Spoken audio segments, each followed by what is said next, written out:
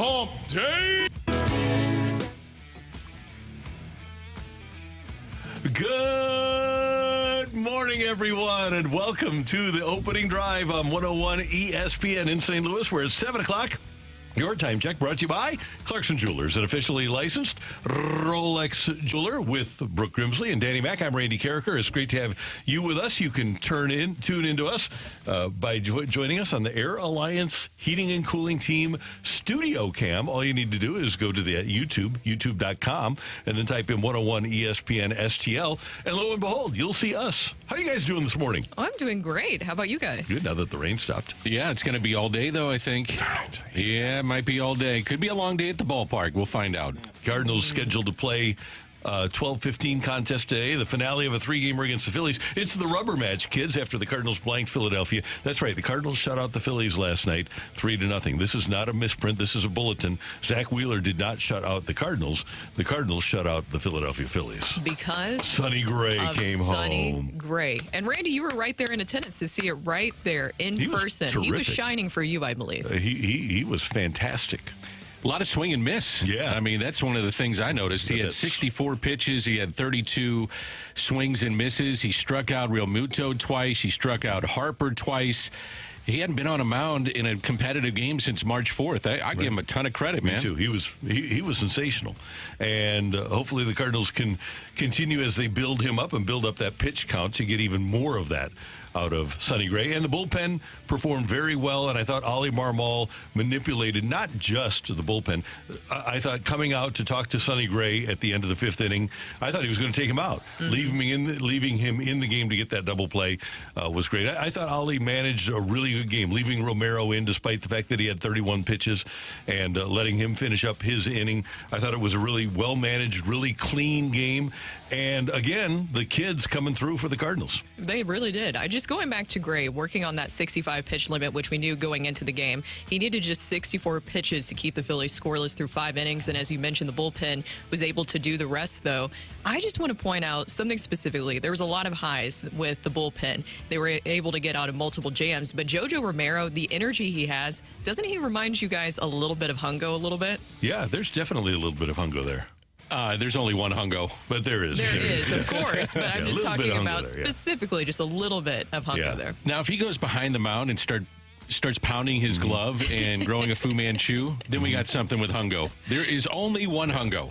And only one. Hungo was doing it with the only real energy drink being coffee. Right. Well, not necessarily in the 70s. Drink. Okay, there you go. There you go. And we don't know if that's true. Hungo's just an odd dude anyway, so maybe that's just his personality. Could be. Yeah. No, to Brooke's point, though, I think you're talking about energy. Exactly. And bringing that to the ballpark and to your appearance. And I think you get that from him. He came in a really tough spot, stayed in a tough spot. The bullpen bent, didn't break. You had Liberatore, Kittredge, Romero, Helsley, 4 innings, scoreless baseball. And I love the fact that Oli went back with Liberatore, too, on back-to-back days. I like that. Yeah, because eventually that's probably what exactly. If he's going to succeed at the major league level, his role is going to have to be that. And you're going to have to go back-to-back, maybe back-to-back-to-back. If you, like, for instance, for today, it'd be a short turnaround, but if you had a key lefty with 2 outs you need to get out, would you bring him in this spot? Yes. And I would, too. Yeah. You want to find out. And if ever there's going to be a key lefty, coming to the plate at some point in an inning, it's going to be with the Phillies, right? Yes, they got all those lefties. You got Harper. You got a lot of guys that will have a chance to do damage. So he's going to have a vital role, I think, with this bullpen before it's all said and done. I think the biggest thing when you're talking about Oli Marmol and how he managed such a great game, to me, that was a big game of trust that you saw with the pitchers. We talked about keeping Matthew Liberatore in there, Andrew Kittredge, the way that he was able to really work with those guys, and even Sonny Gray. I think we were all worried. I was definitely worried about Sonny Gray going out there. You mentioned hadn't actually pitched in an actual game since March, and that was a spring training game. And I think we're all a little bit worried about that, and rightfully so. But Sonny Gray was very persistent to Oli Marmol about saying, look, I'm ready to go. I know I can pitch at the major league level. I do not need a rehab stint. And Oli Marmol trusted him, and it paid off. When I complain about pitchers, or managers rather, in 2023, 2024, it's that they don't use their eyes, and they don't trust. They don't trust their eyes. Not only did he trust Sonny Gray, but he trusted his eyes. He trusted Jojo Romero, and he trusted his eyes. And I know BK said, well, he didn't have a better option. Well, that didn't prevent him from bringing in lesser options before, right? He's done that before. So I'm glad to see. And Ollie will tell you, I'm as old school as it gets. Well, last night was an old school managed game. I want to go back to Sonny Gray and Brooks' point, though, in going out. I thought for sure he's coming out of the game. Yeah, because, you needed 2 outs, so that's going to take you longer, you would think, than just a couple of pitches, and that's all it took. Mm-hmm. He was able to get that sinker and a ground ball. I thought his sinker was magnificent last night. He's got a complement of, 4 or 5 different pitches that he'll use. I thought he used all of them. It wasn't like he was holding back, so that's a bright spot for the Cardinals, and it's something that I think the team can feed on, watching him and how he goes about his business. He really did mix his pitches really well, and the sweeper was as advertised. The sweeper. It looks suspiciously like a slider. But it's a sweeper. Kind of drives me crazy, too. Just say it's a slider. Yeah. It's been called a slider for 100 years. Yeah. So it's called a slider. Go ahead, Matthew. What do you got? But Adam Wainwright went on a playoff broadcast and I don't care what he why did. It's a different pitch, though, Dan. I'm confused. Yeah, I get it. I know. He told me it was a different pitch. I understand that. So it's not? He would know better than I, but I still call it a slider. I do, too. What the hell's going on? Cardinals only had 1 hit. That was from Nolan Gorman as they entered the bottom of the 4th. Gorman hitting a 419-foot home run to give the Redbirds the lead. And then in the 5th inning, Burleson with a base hit. Masyn Winn with a double, and then a sac fly from Victor Scott II, and then Donovan grounds out to first, hits the ball to the right side to get the run home, kind of sacrifices himself, and bing, bang, boom, you're up 3-0, and that's the score you won by. They were able to manufacture runs, find a way with runners at first and second, with runners in scoring position with less than 2 out. They got him home. I love Donovan at the top. He does little things. Mm-hmm. He's going to go deep into counts, and he's going to pull the ball to advance runners, or he's going to hit it the other way, he'll take what he's given, and I just love the way that he approaches it. Now, I don't love what's happening with the top of the lineup collectively, with Donovan, Goldie, Contreras, Arenado going 1 for 15, so you needed someone else to step up, and I do think that Nolan Gorman is starting to take way better at-bats. Yeah, to your point, too, Paul Goldschmidt struck out 3 times and saw his average fall to 182. Yeah. So that is something just to watch. But we mentioned yesterday, in the past, it takes him a little bit to heat up. You do get a little bit concerned when he's at age 36, though. Absolutely. Jackson Holliday called up by the Orioles last night. Matt Holliday's son, the first pick in the draft a couple of years ago. And he will make his Major League debut for the Orioles tonight. I wonder if he'll be at second base or shortstop. I'm not sure where he'll play. I think second. Yeah, but he has just been tearing up the minor leagues, and he's a man among boys. It'll be fun to watch him play at the major league level. Did you see, guys, the play that he made last night? He made a play on the shortstop side of the bag. He's playing second base, and he's got range. I mean, everybody talks about his bat. He's a really good, solid defensive player. He grew up as a shortstop. Now you're moving him to second, and I think that's where he's going to play. I'm not positive about that, but he's got range, too, to handle himself defensively at the major league level. It's going to be fun. For me, it's incredible having him around the ballpark. When he was growing up, he was there taking BP. He was in the booth a couple of years ago, and he looked like a kid then. Even a couple of years ago. When he got drafted, looks like a 15-year-old. He looked like a 15-year-old, and now he's going to be in the major leagues. It's awesome. He really is. I mean, Matt Holliday at this point needs to come out with a book, a DVD, whatever. I said DVD. I don't even think people look at that anymore. But remember when you could get DVDs where you could go back and say, okay, this is how you should do things, coaching, parenting, different things like that. He needs to come up with a YouTube channel. I know he has a million other things going on, but I think every single parent would love to know how he is able to raise his children in this way, because just talking to him and the different interviews that he's done, it seems like he doesn't put too much pressure on him. It's the right amount of pressure to really push them to this level. And Ethan Holliday, his other son, also on the rise. So I got one way to do it. Your dad is a Cardinal Hall of Famer. That works. And then you grow up on the campus of Oklahoma State, and you have the best facilities in the world, and then you have one of the best coaches in the world. Now, that doesn't, though, make you a good person. And that kid is he's a good kid. So, the Holidays have done a really good job with him. And the physical DNA is there, too. Yeah. So both Ethan Holliday will probably be the top pick in the draft next year, not this coming July, but the younger son probably next year. Blues start their final 3-game homestand of the season tonight against the hated Blackhawks.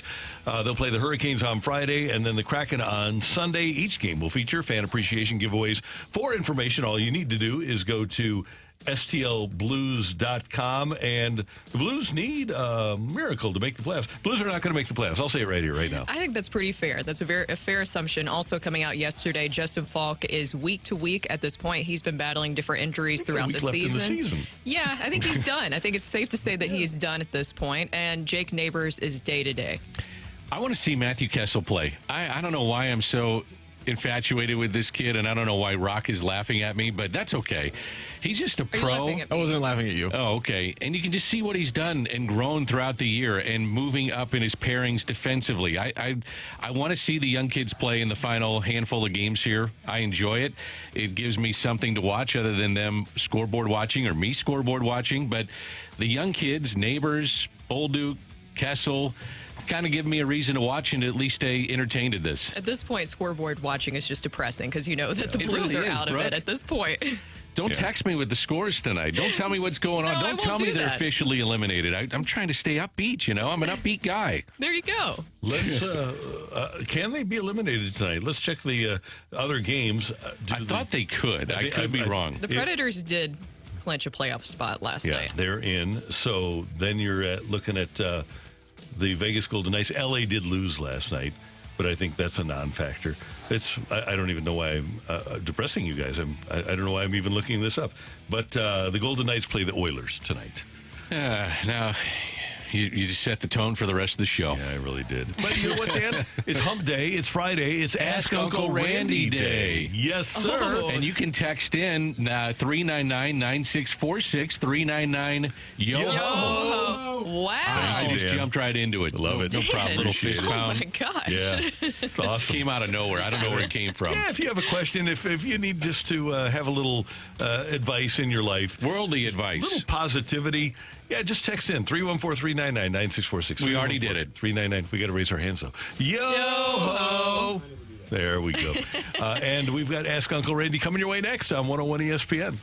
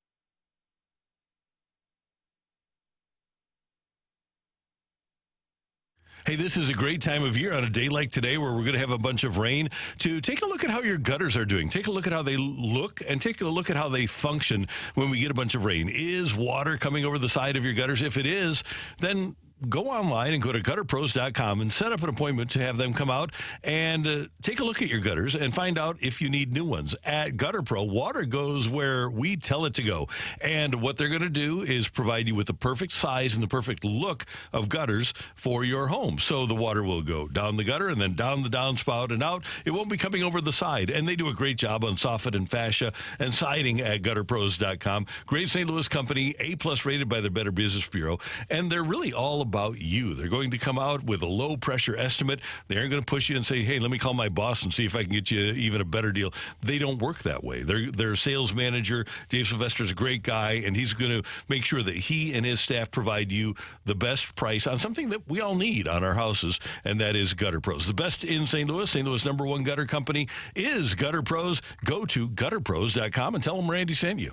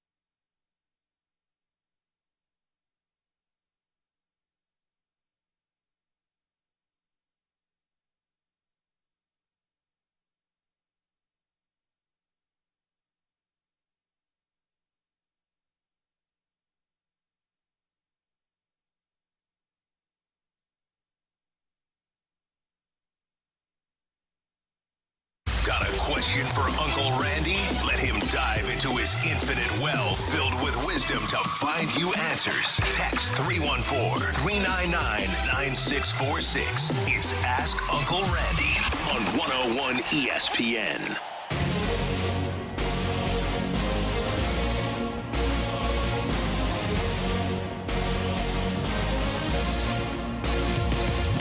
I've been around, you know. It is time for Ask Uncle Randy, and you only have to send your text in, and we want to hear from you. Any serious questions, any goofy questions you have? Here, spring has sprung. Love is in the air. And with that being the case, maybe you have a little love question. If you do, ask Uncle Randy. Did you ever get any voice work with that? I need it. You do, man. That was, Let's get it on. man. Whew, it's getting hot in here. Let's get it on. Me and Barbara. He's like when Stephen A. love. Smith does his podcast. Who? Here's what I got to tell you guys. Oh, yeah. Little love. Telling you, All right. Randy, you were in it. Yeah, I was going for it there All right. on April 10th. This is the kind of thing that we need to be discussing on April 10th. For sure. And you've got the shirt to do it. I got my pink shirt going. Yeah. Tip-off just happening. Opening play of the game. I'm going to call one ISO out the box for a point guard because I want to hear how Randy does this one. Clear out, everybody. This is all Randy Carricker on this answer. Dear Uncle Randy, what does City need to do to get back to their winning ways? Well, if we want to simplify things, what they need to do is tally goals on the pitch. But the biggest thing that they need to do, if you want to get technical about it, is they need to control possession in the offensive zone, and they need to use their size, and they need to get into the blue paint.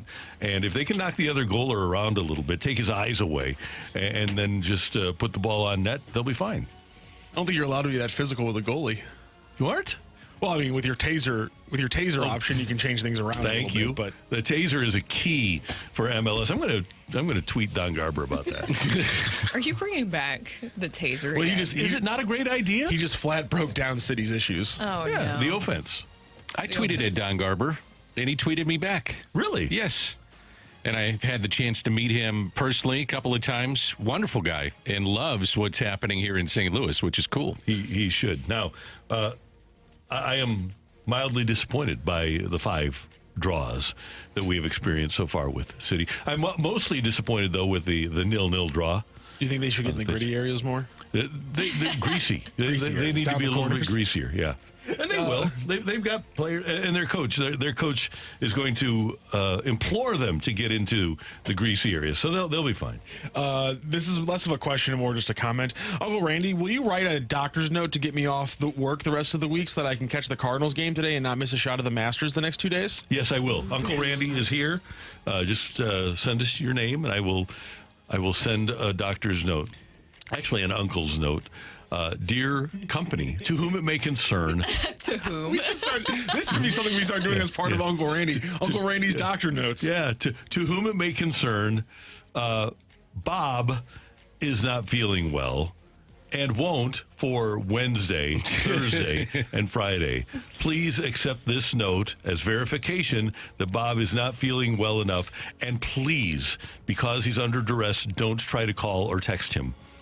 He'll be getting lots of sleep. Yes. He needs to recover. Although, you know, today could turn into a night game very easily. Yeah, true. You know, with the unbalanced schedule now and the way that things work out, when you play only one time at that ballpark and you have rainouts, especially on a getaway day, that complicates everything because you have to get the games in. So they may be there all day sitting around, and they've got an open date tomorrow, the Cardinals do. So Let's see if the Phillies do. yeah, I don't know. They may be sitting there all day and all night to get this game in. So if you have tickets, pack a lunch, as they say. Yep. And maybe a dinner? And maybe a dinner and some snacks. You can bring, and this is one of the underrated aspects to Busch Stadium. You can bring a soft-side cooler into Busch Stadium with food and water and soda, just not beer. So if you want to take your family to a game, a family of 4, just go to a Subway store, get some subs, get some water and soda, and parking. If you park north, like at the Keener Plaza garage, it's $10. Get some of those $6, $5 tickets, and take your family of 4. I think that people still don't understand that you can get tickets for $4 to go to a ball game. Yeah, BK's actually been tweeting out each day, like a couple hours before the Cardinals game, like what you can get into the Cardinals game for. Yeah. It's been pretty good. And I believe there's still at least like one or two of those stands outside the park that sell like know like hamburgers and hot dogs and stuff that you can get, and then you can just throw You those get right in the peanuts, cooler you can get the pretzel. Yeah, always that. Yeah. Too. Stadium Garage West, there's one right outside of there that got robbed a few years ago, but still, it's still there, and it's big, and they do great work. And I was last night at the new 703 Club, which is fabulous. It's a new all-inclusive club. Used to be the Budweiser Bow Tie Bar. They've enclosed it now, and it's all-inclusive, but then they have great seats outside. They're mesh seats. They're very comfortable. So if you get that chance and you want a great place to go for a Cardinal game, the 703 Club is fantastic. Look at you high roller. Yeah. Oh, it's Telling you, fancy. you're going to game in style, isn't he, Brooke? I did go prior for the radio media luncheon, so I did get to see some of the food, and I saw what you were talking about. It's a great area. I was considering eating the slinger dog that we have seen all over social media that the Cardinals have. I got a little scared, though. I chickened out, or weenied out, if you will. Yes.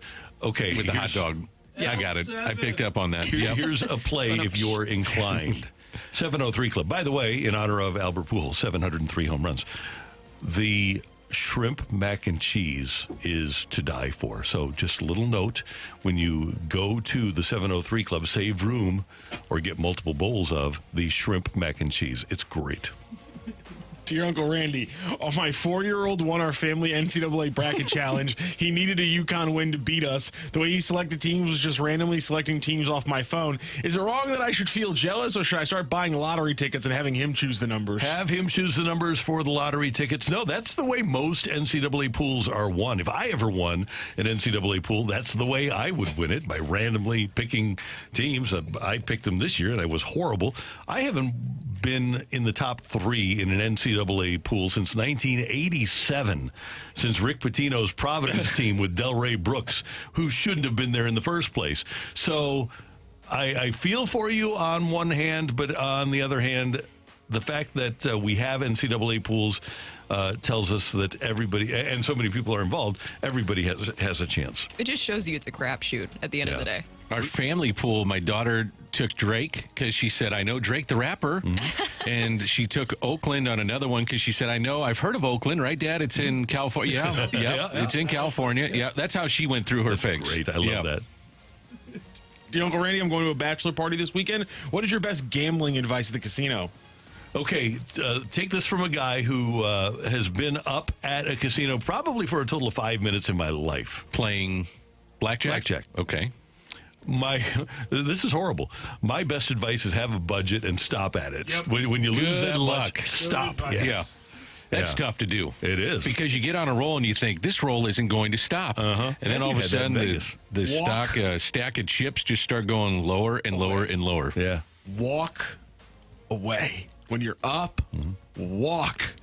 Don't keep playing. You are not in the middle of the run. You are at the end of it. This is Cousin Rocchio. Always think to yourself, I'm in the middle of the run. I can keep right. You are at the end of the run. Go! Now, if you're betting on sports, bet MLS and bet the under. There you go. That's great betting advice. It's actually true. I really like that one. So, and if you can get some props, Arenado and Goldie to get less than 1.5 hits. I will say the most fun, and I know college basketball's over, but I discovered during college basketball that the most fun thing ever is the prop bets, like first to 25, first to 44. Oh, there's nothing better than watching a game when it's like a 2-point game and you're like, all right, can somebody get 12 before someone gets 10? It's the best thing in the entire world. It makes it really entertaining. Oh, it's so much fun. Uncle Randy, what is a good rule of thumb for wedding gifts? Saying price or okay. Well, price and theme. Brooke, I want you to weigh in here. Everybody's got a registry now. What you do is you set your price and then go to the registry and get them something they want. Otherwise, candlesticks are always good. Candlesticks? Can't go wrong with those candlesticks. Candlestick holders, yeah. It's always, you never go wrong. Dan, do you have a lot of candlesticks at your house? Oh, we got tons of them down in the basement. People didn't know what to get. In case the lights go out, candlesticks Exactly. are great. Crystal stemware. They are. I'd love to have like batteries. Yeah. Seriously, I want batteries It's a when good one, the actually. power goes down. I need some flashlights. I need practical items. I don't know. I like to feel like I'm back in the 1800s with like a nice candlestick and just use that all throughout the house. Just wait until you have kids. Then you won't because then you can't find them. I saw That's true. the best comment on wedding registries ever, which was, what were these people cooking with before they got married? Which is always like, wait, why? You know what? Why do so many people have like pans and like basic stuff like that they've had in their house for years, and they're just like, you get married and you're like, nope, got to re-up the entire kitchen. It is kind of a weird Because thing. you usually typically have your old cheap pans from college still, and it's You gotta time re-up to the entire upgrade it. kitchen. What the, That's people what aren't you getting do. married at 23 anymore. We're 30 years old. Buy new pans in your mid-20s. Okay. Well, anyways, so I think the best advice is to have a variation of things in there. So you have things that are in the 20s, 30s, and sometimes things that can mix and match. And we also have on our wedding website a honeymoon fund. I think that's something that a lot of people are doing now. Now, we haven't had anybody donate to it yet, but still, I think that that's another good option that people are doing is a honeymoon fund. I like and that. just have a variation of things. Target, Walmart, you could even do Williams-Sonoma. I mean, there's a lot of different things that you could put on there. Are you getting amazed at how expensive your wedding is getting? Yes. Yeah. It's a little scary, Dan. I bet it is. You really do go in with a firm amount and you get shocked Yeah. at what happens. How about flowers? Just flowers themselves. Yeah. I had a buddy of mine, his son is getting married, and they're helping out and doing the flowers. It was well into the thousands for flowers. Wow. I mean, a lot of thousands for Yeah. flowers. So I good know. luck to you, Brooke. Oh, yeah, it's going swimmingly, Dan. Okay. I'm sure it'll be a wonderful day. Matthew, what else you got? That's You it. don't any more? All You're right. out? Well, okay. I'm glad that everybody's lives are going so swimmingly here I'm after a telling Cardinal you. victory. Yeah. So no difficulty at all. That's, Oh, well, actually, here's one. I don't know why this does not seem like a problem, but okay. Okay, let's do it. let's sift through this guy's golden shoes.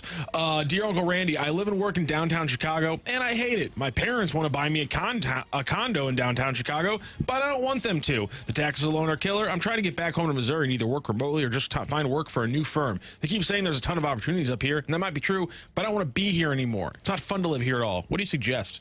Take the free condo. take the free condo Jesus Christ. and then sell it and then come back home. Say, surprise! Matthew is just beside himself right now. No. How can you not, how can you not find fun things to do when you live in Chicago? All right, I personally hate the city. Never want to go again. But like, it's an incredibly fun city to go to, and you should enjoy it if you live there. Also, take the free condo. Hold on. You just said it's an incredibly It's a fun personal thing, city don't to worry go about it. through, but you don't want to go there. I Never get it. again. I get it. But here's one thing about Chicago. What we used to know of Chicago pre-pandemic, I think like 30% of the Magnificent Mile is occupied now. That it's like a mall. Everything is gone. So going there for anything but a Cubs game. Is that right? The Yeah. percentage on that? Yeah. Wow. Holy cow. Yeah, so you're right. Nobody is. It's like most downtowns. It's just not nearly as vibrant as it was. Going there on a summer day, watching a Cardinal game or going to any Cubs game is great. And then going to the Magnificent Mile and walking that, I used to love doing that. It's great. Now, to our texter's point, you can play this one of two ways. You can either take the condo and sell it, or you can tell mom and dad, look, I don't like it here, and I'm coming home, and find a job where you can work remotely. Two easy choices that you can do very easily in 2024. You think mom and dad, it's their way of saying, please don't come home? It probably is. Yeah. I think that's what that is. Yeah. I don't know. I mean, I'm just looking at it from different viewpoints here, Andy. That's what we do. And I think that is a valid and probably accurate viewpoint. I mean, maybe the texter is 45. I mean, you know, it's time to move on. He can live in his hometown. You know, Okay. He just. That's the thing. You leave St. Louis and all your friends are here. So maybe it's just one of those deals. Huh. So they followed up with, Matt, my parents and I don't have a ton of money. Oh, well, then don't take the condo and just come home. Yeah. Then, yeah, don't buy a condo. Then don't have them. Don't. Why are they offering to buy you a condo in Chicago? Because they're good people, maybe. Because they just want to do something. they love their fun. person. Missouri, your parents are incredible, man. Be close to those people. They're awesome. Yeah. Also, I mean, can you imagine like the condo you can get at like the CWE for the same price, my guy? Cash in. Depends on the Get a condo nice that he's place. getting in Chicago. I've watched House Hunters before. You can get a pretty good deal on it. You like that show? I love that show. I do too. Everybody loves that Yeah, show. How I can you love not that love show. that show? I love it. Yeah, it's great. Sucks me in every time. Me too. So especially those that are like you want to get a nice condo with a water view on an upper floor in Chicago, but my budget is $150,000. That's 6 months of rent. Right. Thank you, Matthew. Thank you, And Randy. thank you very much for your texts. We do appreciate them. Coming up, we saw what we wanted to see from Sonny Gray last night, but is what he did sustainable? That's coming your way on 101 ESPN.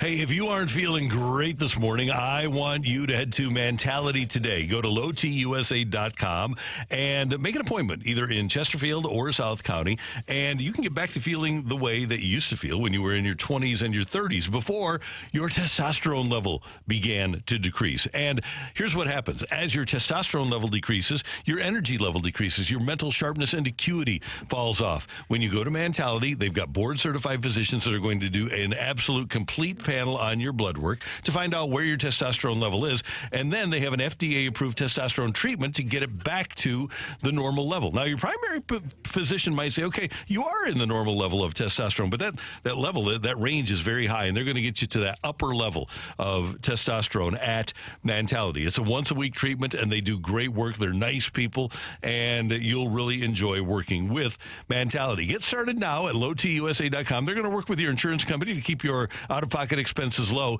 Tell them Randy sent you and get started today and being the guy you want to be, you used to be, with Mentality at lowtusa.com.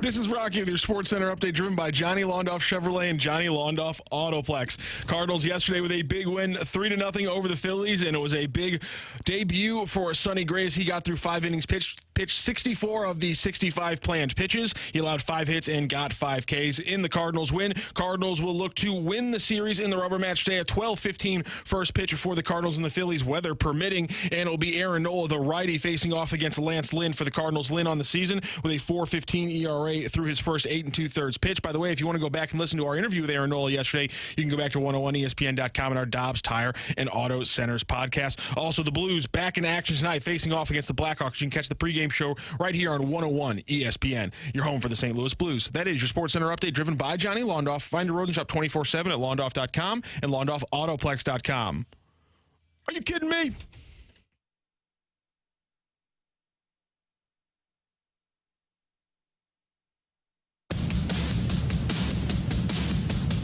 It was fun. I just felt at home, to be honest with you. I felt more calm, cool, collected, confident today than I probably have in any of the rehab outings, sims, lives. It just felt at home. So it was good. It was fun as well, but it was just felt good. Calm, cool, collected, confident, the alliterative Sonny Gray. Brilliant last night for the Cardinals. 5 innings. He threw 64 of his 65 allotted pitches, as Matthew mentioned. He didn't allow a run, struck out 5, didn't walk anybody, allowed 5 hits against a really good offense. And he's off to a great start in his Cardinal career. The hope for the Cardinals is that, like with their other starters of late, that on a regular basis he'll be able to do that and then some and give them 6 or 7 innings on a regular basis. He was just as advertised. The sweeper is the real deal, or the slider, as you like to say, I guess. And he just looked completely comfortable out there, and he didn't miss a beat. The thing I was just most nervous about is that he didn't have a rehab stint down in the minors. He was very adamant about that, and that was a big trust moment between he and Ollie Marmol. The fact that Ollie Marmol trusted that, okay, you're saying you're good, you're ready to go, that you can pitch at the major league level, and you're sticking to the 65 pitch count, and it worked out really, really well for obvious reasons, as we saw the final last night. I just thought it was a huge moment for Sonny Gray, huge moment for Ollie Marmol, the way that he handled that situation and the bullpen. If I'm the Cardinals, I'm thrilled with what I got last night. It's not only him getting to 64 pitches and the effectiveness that he did it with, but how sharp he was with his stuff. And I didn't see like he missed a beat. I mean, we've seen him pitch for many years, and it looked like he was in midseason form. He really did, and made key pitches in certain times to get the double play to end his night, things like that. The first, I just thought initially he looked a little jumpy in the first 10 pitches of the game.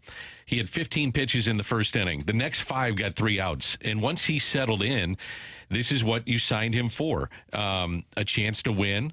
He's going to lead the way. And he shows the intensity, what it takes to win. And I just think a lot of guys feed off that, and we'll see if it carries over to today. And then you had your bullpen match the effort. The intensity that he was able to show, and it's something that we've heard about with him coming into the season, right? We've had writers, players, everybody speaking about this intensity that Sonny Gray carries himself with, and you could feel that in his first Cardinals start. And you just noticed that. Afterwards, I don't know if you guys saw too, in the postgame, he was wearing a Gibby hat. And I'm not talking about Kyle Gibson. I'm talking about the Bob Gibson. And so I just thought that was a nice little touch there. I'm not so sure about that. It was a red cap that had 45 on it. No, you could actually buy. It actually was a Bob Gibson that's hat. Good. Yes. Okay. I haven't seen those. I saw the one he was wearing. I just haven't seen him. I thought he was being polarizing and political. You thought he was just coming really hot out the gates. I did. So good. I'm pretty sure I saw a link last night where you could buy it. Okay, that's good. And it wasn't related to that. Okay, good. I'm glad. I thought this was another game, too, to where when you go back to last year, you expected to lose. Yeah. You know, when the bullpen came in and Romero runs into trouble and the bases are loaded, I thought, uh-oh, here they go again. And they got over the hump, and they've had a few of those moments already this season. Dan, I think last year, and we'll do the math here over the first 10 games, but I don't think last year that they allow Sonny Gray to make it through 5. And I don't think that they leave Romero in the game with 31 pitches. I look at it a different way, too. Maybe they allow him to go through the 5 because there's no trust in the bullpen. That could be. And then your starter runs into trouble because he's running out of gas because he's on a pitch count of 65. I see both ways. Right. I see both ways for sure. Okay, just to make sure, I have the quote for you last night because he was asked about his hat, and this is Benjamin Hockman of the Post-Dispatch. He said, "Yeah, that's neat for me. I've been a fan of Bob Gibson for a long time, who purposely chose number 54 so it would be Gibson's number flipped around." Oh, that's cool. I didn't know that. I didn't either. That's cool. All right. You were trying to be polarizing. I was. Yeah. It looked polarizing. Let's not get too political here. Here's the thing, and I texted you last night, Brooke, 54 greater sign, 45. I mean, Bob Gibson didn't throw a shutout every inning, every game that he ever pitched for the Cardinals. Did a lot of them, though. He did have a few. He had a lot of 9-inning ones. It sure makes you feel better. And now you look at what has happened over the course of the last 3 days with the Gibson performance giving you 6. Granted, it was 7 runs, but he gave you innings, preserved the bullpen. Michaelis gives you innings, preserves the bullpen. Gray gives you what he's expected to do, and the bullpen performs well. Now what you need is if you play today to get those 6 innings out of Lance Lynn, and every day that you can preserve the bullpen, you're preparing yourself for the day that the bullpen needs to give you 7 innings or 6 2/3 innings. And I think you're finding out about different guys right now. With Middleton being out, that would be a key guy that you'd have in the 7th, the 8th. You also are missing Riley O'Brien. That's another guy that would probably emerge in this particular game. But, maybe he'd be a guy that you'd want to bridge the gap in the 6th. You don't have him. So you're forcing some of these other guys to take on different roles. And in doing so, you find out the good and the bad. And I think they're finding out more good. And Dan, I've said for several years that they needed a Russ Springer type in this bullpen, somebody for young relievers to lean on, because last year it was just a bunch of kids. Not just a bunch of kids, but it was a bunch of kids in the bullpen. Young people that hadn't been through the wars. And Andrew Kittredge has. Mm-hmm. He kind of has taken on that Russ Springer role. And during the pregame for opening day, I asked a couple of people about it, and they said that's exactly right. He's a guy that is willing to share his experiences. He's pitched in tough situations in the playoffs. He's battled through the adversity of being injured. And that's the kind of guy that the Cardinals needed down there to help these young guys through some of the trials and tribulations that they're going to go through. It's not if they go through it, it's when they go through it. The bullpen looks better, and defensively, they look a lot better, too, which helps you. Yeah, defensively, I like this team. Yeah. I do. I mean, Victor Scott in center, although I think that his time is going to be limited coming up with the return of Lars Nootbaar. I love what I'm seeing out of Masyn Winn. Masyn Winn, to me, has surpassed what I thought he might be defensively. I think we saw glimpses of it last year, but he looks comfortable. And there's a difference between having that kind of talent and just making the plays and then guys that go for it and show off their talent. He's doing that now. Donovan's been fine in left. I think Gorman is better than advertised at second base. And then your 2 corner guys are outstanding, and Herrera's been really good behind the plate. So defensively, this is a much better team than they were a year ago. Turned 3 double plays last night, and a couple of them were of the spectacular variety. And a couple of the night before, too. Mm-hmm. So a lot of double plays turned in this series, and that's been a difference maker. Cards and Phillies today, and it'll be Aaron Nola, friend of the show. He'll be opposed by the Cardinal right-hander Lance Lynn. By the way, we're going to talk to Kyle Gibson coming up at 8:30. We'll have a late edition of The Fight here on the opening drive. We're also going to talk to our friend comedian Greg Warren later in the show, and Jamie Rivers is going to join us next hour. But next up, we have Take It or Leave It. Get your text in to the Air Comfort Service text line 314-399-9646, 314-399. Yo-ho! Tioli next on 101 ESPN.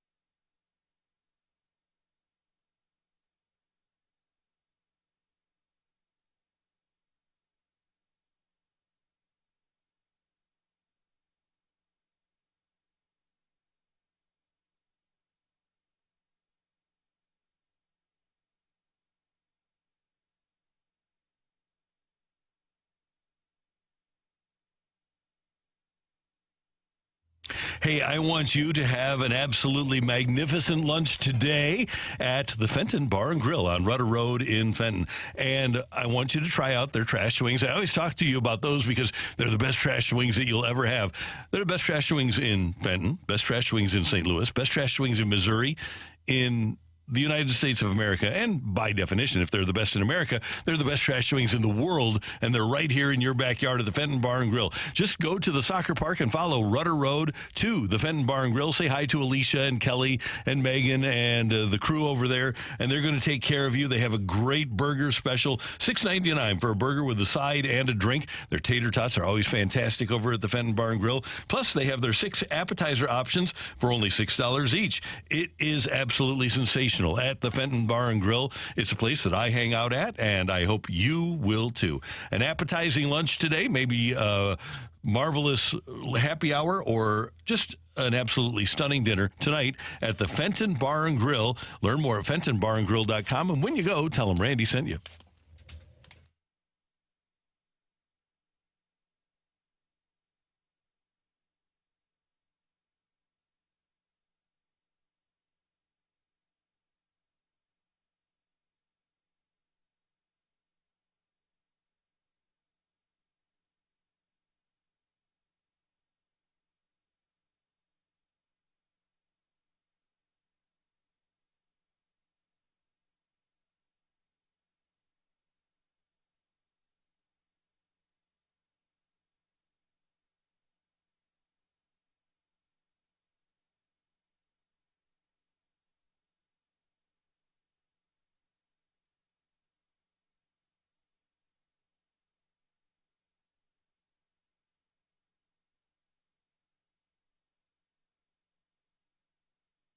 Take it or leave it. Want to say something? Put it out there. If you like it, you can take it. If you don't, send it right back. Get your text into 314-399-9646 and give us your take it or leave it. Brought to you by Gloria Lou Realty. Visit GloriaHasTheBuyers.com and start packing. That's my final offer. Take it or leave it.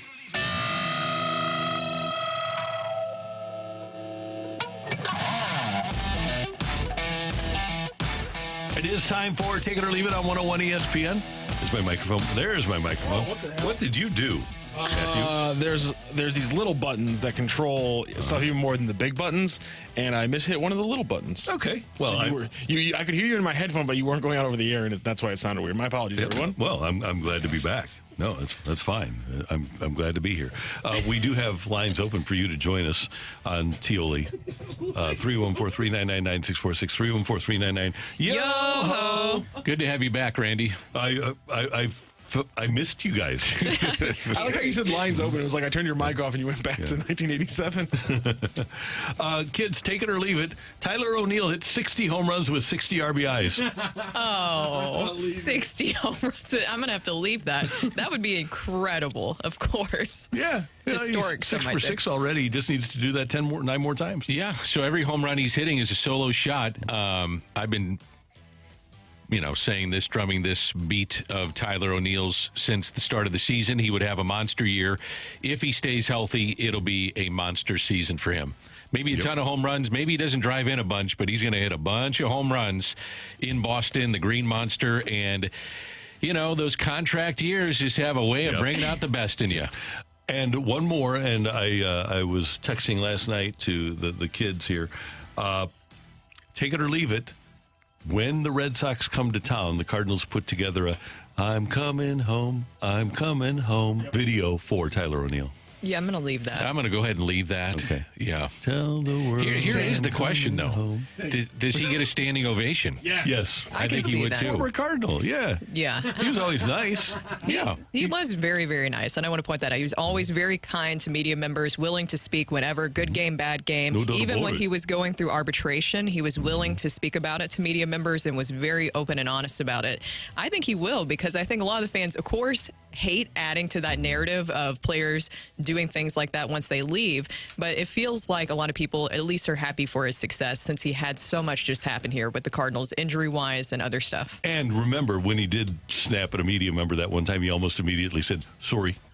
Who was that? I don't remember that. It was just sorry. Just sorry. Yeah.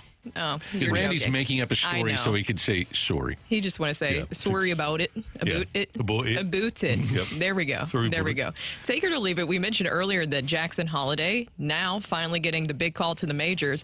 He is a lock for the AL Rookie of the Year. Take it, 100%. We're only, a week and a half into the season, 2 weeks? I'm ready to lock it in. Well, that's okay. What my point is that he's not coming up midway through. So to your point, it's going to be considered like a full season. So I'm going to go ahead and take that. Take it or leave it. Jackson Holliday gets a standing ovation from Cardinal fans. That's a great question. Ooh. I'll say a huge round of applause, not necessarily a standing ovation. Yeah, I agree I'll with go you, with Dan. that. Yeah. All right, take it or leave it.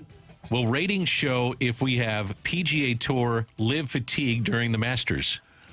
I'm gonna leave it because I think because you have everybody together, the ratings will be strong. I think what everybody hates is everybody being apart.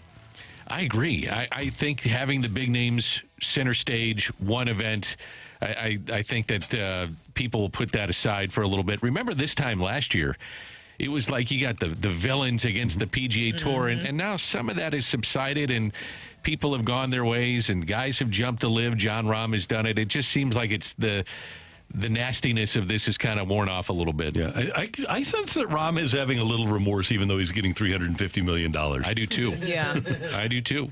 I think the fans are just ready for everybody to get back together. And that's the part of it with the Masters is that you get to see that again. Right. But I think that people want to see that more on a consistent level. And you don't want to hear all these stories. It's like every single day and week of just the battles that are going on. I think fans are tired of that. And if we run down the list, and we're sports people, you run down the list of winners so far on the tour.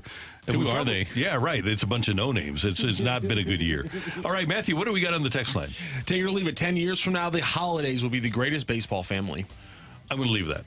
I'm going to leave Yeah. that. Got some pretty good ones that are out there right now. Barry and Bobby are pretty good. Griffey's. Joe and Dom DiMaggio. Yeah. The fielders are my favorite. Fielders, yeah. Because they have the same amount of home runs. Now, the interesting thing, though, is that you will have, more than likely, 3 that played. You're going to have Ethan coming. You got Jackson right now, and then you had Matt with a fabulous career. So 10 years from now, those numbers in our conversation might be a little bit different. Right, and they will be. Like, for example, Joe DiMaggio's numbers for the time were sensational. And so the 3 Holiday numbers will be probably better than the DiMaggios, better than the Alous, right? Better than, and we always tend to forget about the 4th Alou brother. There was, right? There was Felipe, Maddie, Jose. No, Tommy, right? No. Then you had the Rojas family. And then, but then the 4th Alou, Boog Alou. Yep. Randy. Not Boogaloo. Good God. Terrible. Oh, my. Take it or leave it. I'm definitely reading this one. Take it or leave it. Sonny Gray's going to make Randy feel bad for downplaying him after the Cardinals acquired him. Take it. Yeah, I am so excited about this guy being just like Max Scherzer in his prime. Oh, Randy, come on now. Isn't that what I said? That he's not a number one? Mm-hmm. Isn't that what I said? Do you think? I know that it was all dressed in sarcasm. I think is the thing. Oh, okay. Take it or leave it. A 2025 three-peat. Who's more likely, the Chiefs or UConn? Or sorry, he's saying UConn has a better chance than the Chiefs for the three-peat in 2025. Take it or leave it. I'm going to leave that. I think UConn has got the better shot. Yeah. Really? I really do. I got to see what the Chiefs look like early in the season. And with UConn and with the class that they have coming in and rolling over some of the guys that they have coming back, they could roll this back again. Yeah, they could. By the way, it was Jesus, Felipe, Maddie, and Jesus. I knew it was a J. I said it was a. I knew it was a J. And Boog. Good Lord. Take it or leave it. Nolan Gorman is underhyped. Jordan Walker a little bit overhyped. Jordan Walker's underhyped. I'm going to leave that again. Nolan Gorman is underhyped. Jordan Walker's a little overhyped. I think Nolan Gorman's very hyped. I'm all in on Gorman Mania. Me too. Gormania? Gormania, yeah. Gormy. Yeah, I think he is what he is. I don't think that he's going to be a 280 hitter. I think Gorman's probably going to wind up being a guy that hits 235, 240 with a bunch of bombs, which is great. He's left-handed. Yep. You need power-hitting left-handers in your lineup, and those are commodities. So I'm with you. I mean, if he hits 230, I mean, Kyle Schwarber got $80 million for striking out a ton and hitting bombs. And hitting 200. Yeah, that's my point. And that's the thing is Gorman needs to take walks. That's the difference between he and Schwarber. And what? Schwarber they're on a similar. Actually, Gorman, I think, is ahead of Schwarber's path. Now, Schwarber was hurt early in his career, too. Yeah, with a knee injury in 16. I think, too, when you watch Nolan Gorman, if he makes an adjustment on a high fastball and learns to take that pitch, watch how the Phillies have approached him. They get a strike or 2 strikes on him. Everything is up in the zone. Everything. If he can make that adjustment, which he does, he has, it's better than it was, let's say, a year and a half ago, even better than times last year. If he makes that adjustment, man, watch out. He's going to be even that much better. If you can make the adjustment from buttered popcorn to anything else, you can make that adjustment. There you go. Also, to coconut oil. Unlike Schwarber, he can play a defensive position above average. And it's not just, left field or right field. It's a useful defensive position above average. It's a big factor. Take it or leave it. Long ball Lance gives up more than 2 or more today. Take it. So we're going to put the over-under at 1.5. You're taking the over. Yeah, I'll take it. I'm going to take it, too. Take it. I think that's just part of what it happens with him. He's going to throw 90% fastballs, and some of those are going to be left over to the middle of the plate, and major league hitters don't miss those. Take it or leave it. Kyle Schwarber goes yard on the first at-bat of the day. Yeah, that's a fun bet. That's a fun bet to put down there. Let's put it that way. Is he swinging at the first pitch? Yes. Maybe. I think I would be. I think he will be, too. Yeah. If your Lance is around the plate, that's the other thing. That's my thing. Is your Lance, that might be the one time you're like, maybe I put this one just a foot off the plate and see if he goes for it. Sure. Yeah. Thank you, Matthew. Thank you, Randy. I'm glad you guys laughed at my Boogaloo joke. That was terrible. Oh, my God, Randy. Dan, did you laugh a little? Inside? Coming up, and we have a fresh take is coming up. A fresh take, and we're going to visit with Jamie Rivers. No, I enjoyed it, Randy. Well, thank you. Do the Cardinals need to get going post-haste on signing Masyn Winn? That's next on 101 ESPN.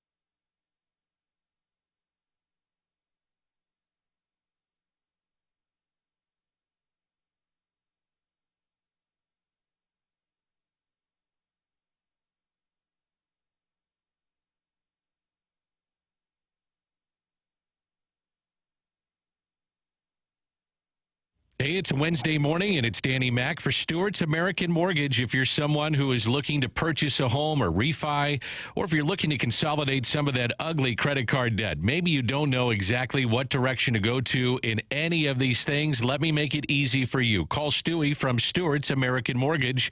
He will help you every step of the way. If it's a new home you're looking to purchase, he will get you to the closing table fast. How fast, you may be asking? Well, try 10 days. He'll get you the best interest rate possible.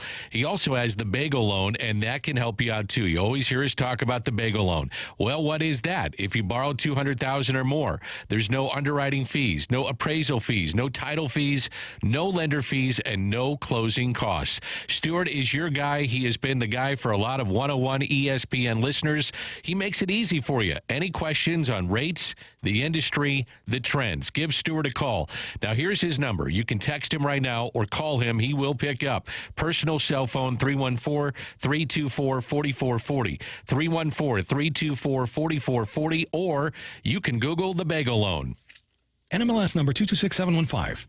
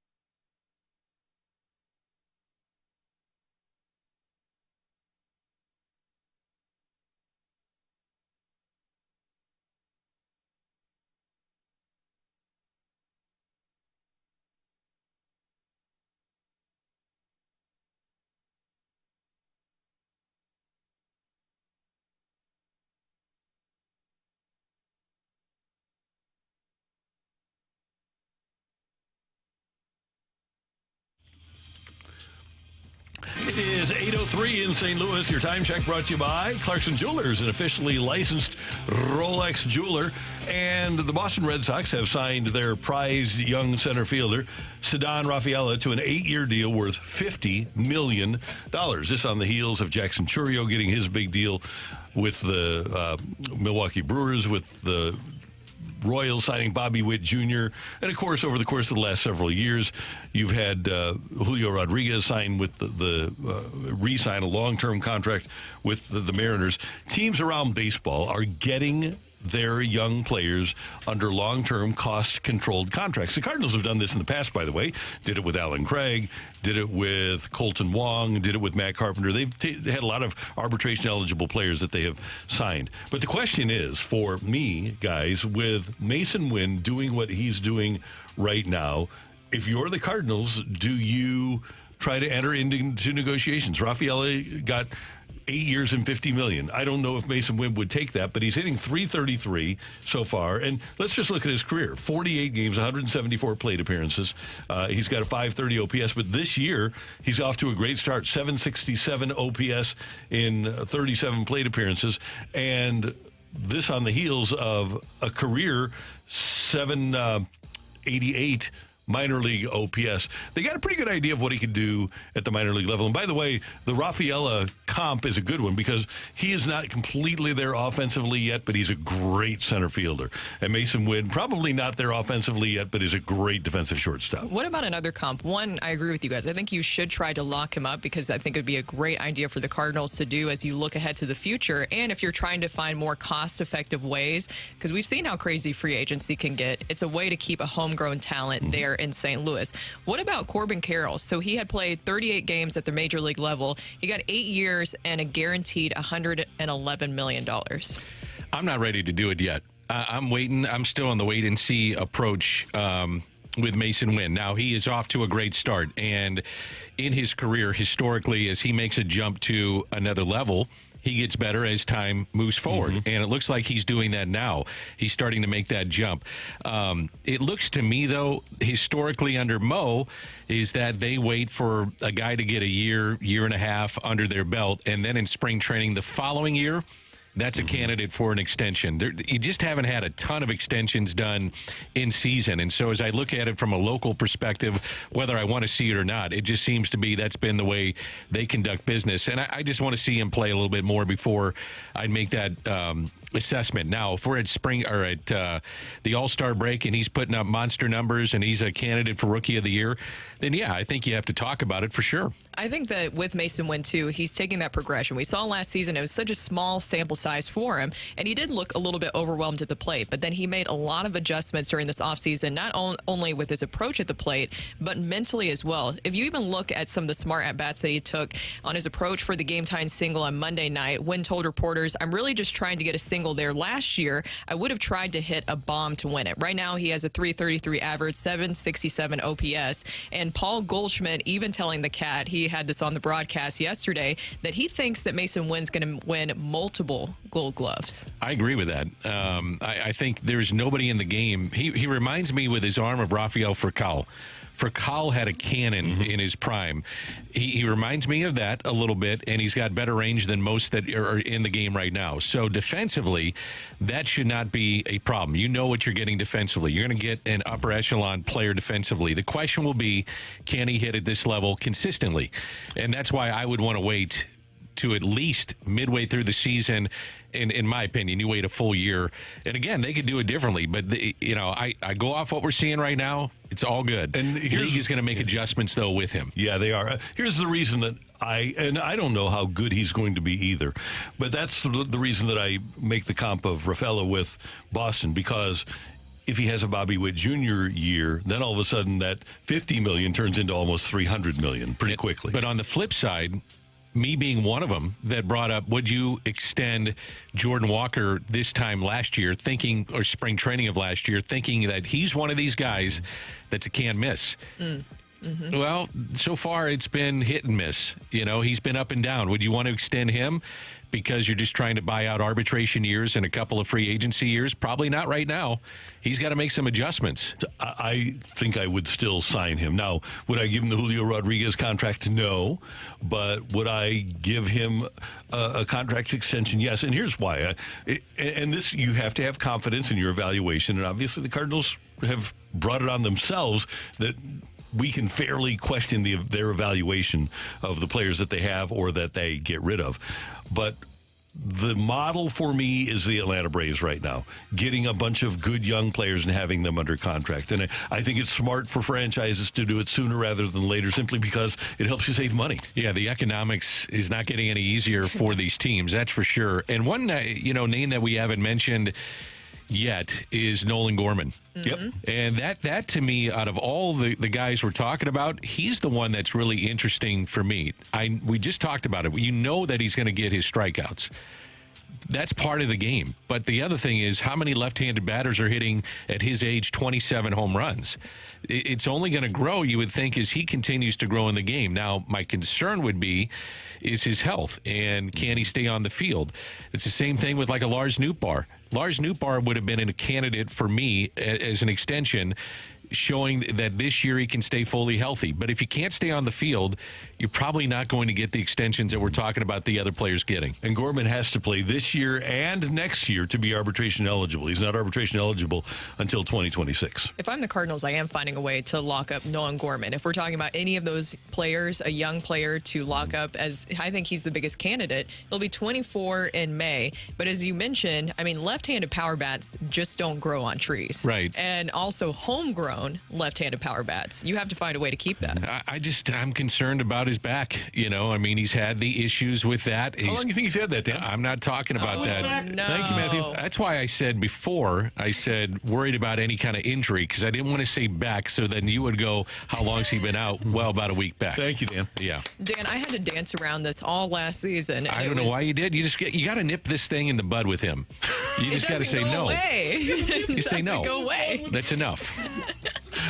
Grow up, and that's enough, Randall. Sorry. You want to finish your thought? I lost my thought. I don't know. Go right. There are just injury concerns. Legit concerns about his back. Now you move on, will you? Yes, I will. Okay. One other point that is a very important and salient point to be made. Doesn't look like you guys are buying into the Kingswood Cannon, even though it's a great nickname. See, this is where you have to nip him in the bud. How about Masyn Winn's It's a great nickname. Real middle name, then? Yes. How about if we call him Blaze? Is that his real middle That name? is his real middle name. Masyn I'm Winn okay. Blaze. It's his real name. Yeah. All right, Blaze. Blaze Winn. Masyn Winn. I'm going to call him Blaze Mason. Winn. I'm going to call him Mason. So, and I don't think there's anything wrong with the Kingswood Cannon because he's got that big arm. Yeah. But I think Blaze works out just as fine. If you have a middle name like that, you're meant for greatness and speed. I think it just fits for him. Matthew's looking at me like something's wrong. I love that quote. It's funny, but it's also ironic to me that we say that quote about the person that literally no one calls him Clay. Oh, you're talking about I know the quote. Coming to I know America. The context and everything like that. Yeah. It's just like, it's funny that we still I'm going to call him Clay. I'm going to call him Clay. Years later, it's like the one person who we most universally do not call by his original name. No, Kareem, I guess. Now, All right. Here's another thing, going back to Blaze Winn. Do you think that there's a possibility for him to be the National League Rookie of the Year? Or I at picked him. least top 3. Yeah, I picked him when we did it before the season, so I think he will be the National League Rookie of the Year. I do. To her point, I don't know if he will be, but will he be in the conversation? Absolutely. Yamamoto is there. Churio is That's there. why. Shoto Imanaga, He's been great. which doesn't feel fair. It's ridiculous but I that get it. Yamamoto is considered a rookie. I get it. It's his first year in Major League Baseball, but It's not come on. fair. He won a couple of, how many Cy Young Japanese? 2, I think. I don't think they really call it Cy Youngs over there. I think he won a couple, though, yeah. Yeah. So he could be your rookie of the year going into this season, this offseason. And he's probably one of the best veterans that you could have on a pitching staff. It doesn't make a lot of sense. No. Let's fix that. Fix that. That is today's Rush Hour, or no, that's our today's Fresh Take here on 101 ESPN. Coming up, we're going to talk some Blues hockey with Jamie Rivers here on the opening drive.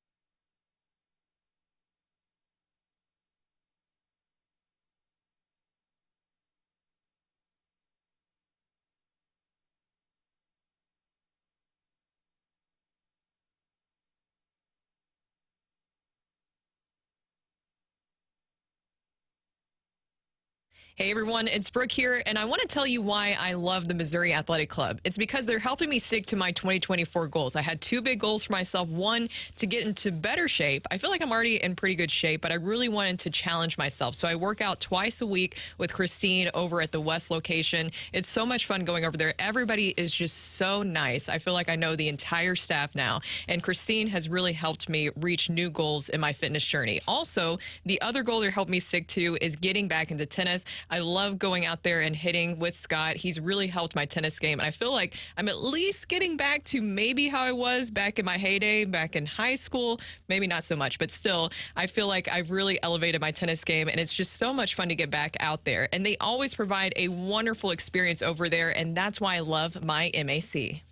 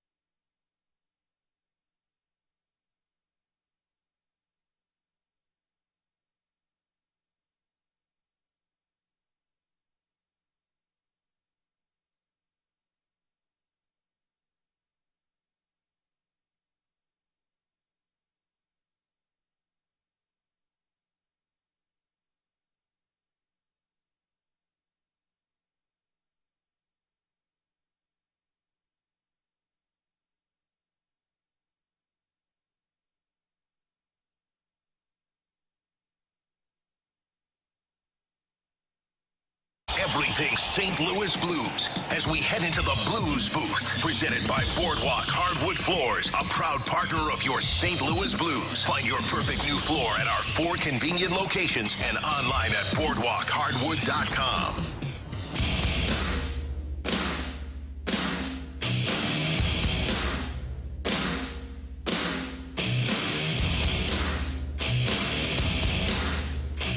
Our colleague from the Fast Lane and Blues analyst on Bally Sports, Jamie Rivers, is with us. Rivers, I was just telling these guys about a prank that Dan Dierhoff pulled one time on one of his teammates when the football Cardinals used to practice at Busch Stadium in the early part of the season, 100 degrees on that turf at Busch, and he grabbed some Arby's horsey sauce packets and put them under the pads of the inside of a teammate's helmet. So when the teammate pulled his helmet down, these pads pressed down the Arby's horsey sauce packets, and they burst, and the horsey sauce in 100-degree heat is going down the face of this player, and he's smelling his horse. What the hell is the smell out here? And then he realized it was him, and he took his helmet off, and he was furious. That's a great prank to pull. I just want to know if pranks are prevalent in NHL dressing rooms.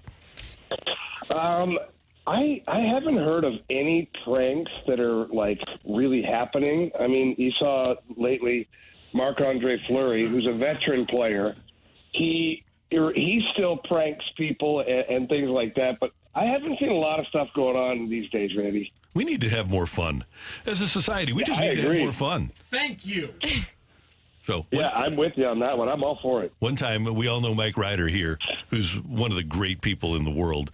And BT, one time while Ryder was out of the room, loosened all the bolts on his chair. so Ryder comes back into the room, sits on the chair, and just disintegrates. Classic. And then one other, Chris Long has a million of them, but he and William Hayes go to the post office because they want to fill up James Laurinaitis' car with styrofoam popcorn, but they hear the sound of crickets in the back. And Chris, there's a guy who comes in to pick up 30,000 crickets. And Chris says to the guy as he's picking it up, he said, hey, obviously Chris had a lot of money. Hey, how much would you charge me for 10,000 of those crickets? And the guy gave him a price. And Chris said, no problem at all. So Chris and William Hayes buy 10,000 crickets, and they fill up James Laurinaitis' car with crickets. Oh, my God. What a nightmare that would be. It was horrible, and obviously they get into the ventilation system, and they smell, and it's horrible. And he's got to deal with the dealership. And so he has to take it back and apologize, and I think Chris wound up paying off the car. But the kicker here is that the security guy brings Long and Hayes up to the office, the security guy's office, because this is on video, and they're showing these guys putting these crickets into Laurinaitis' car, and William Hayes, clear as day, with HD, William Hayes is saying, "That's not me. I didn't do that. That's not me." But yeah, Chris Long, Chris Long had the best practical jokes ever. So anyway, how you doing, man? I'm good, guys. I'm really good. How about yourself? We're doing great. Well, Jamie, of course, we have to talk to you about the Blues. They're not, of course, mathematically done just yet. It kind of feels like a slow burn, just waiting for them to be put out for the rest of the season. I know that sounds harsh, but it's just true at this point. I guess one positive that you could look at right now is that you're turning the page for the rest of the season. You're starting to see the younger players get more ice time. What are you seeing from some of these younger guys? Well, you're seeing some of the confidence. You know, like you look at Zach Bolduc. When he came up here, it was tough for him to find his spot within the group. And I don't mean like as a teammate, just, what's his role going to be? He was a scorer in junior. He really hadn't scored a lot in the American League. However, he had started to heat up before he got called up. Then he comes back up here. He's playing, third line, fourth line-ish type minutes. And, you just didn't really see what kind of a player he could be.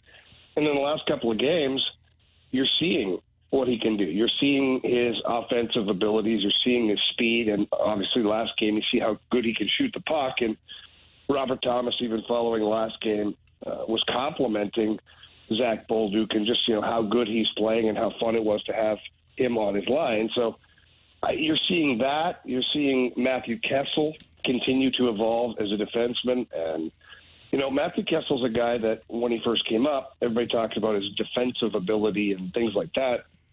I did a little digging on Matthew Kessel, and in college, he had 51 points in 100 games. Now, that doesn't sound all that impressive if you're looking for, like, big offensive numbers, but that's a point every other game. And that means he's got some offensive upside to him as well. And I think you're starting to see that he can jump up in the play and he can join and keep plays alive. And, of course, last game he scores his first NHL goal, which was great for him to be rewarded. So it's little things like that. You're starting to see players have the ability to perform the way they're supposed to perform, but now it's at an NHL level. I want to go back to Kessel just for a moment, Jamie. I'm a Kessel fan, okay? I've been since day one. I watched him the first game that he played in, and I thought, okay, this guy's got something. He was, facing some of the top lines and immediately thrown into that. He's mobile. He can shoot, which you mentioned. That gets overlooked. And he has a great ability to handle the rush. So my point is, where does he fit moving forward next season? Where do you see him potentially playing, on what particular pairing, or where he might be in that stacking order? Tough to answer right now because I really don't know what this defensive core is going to look like next year. Like Doug Armstrong's going to try and make some moves. How aggressive does he get? What players are involved? It's tough. But I'll say this, Dan, is that right now, for the most part of this season, he's been playing in a top four role. Exactly, yeah. Like you mentioned, he came up and got thrown into the deep end immediately. And he's handled it very well. Now, have there been some bumps in the road? Well, yeah, there are bumps in the road for top four defensemen that have played in the league for 10 years. So, and that goes with the territory. But I would see Matthew Kessel competing for a top four spot. If he's not in your top four, that means you've done something, and your top four looks pretty darn good.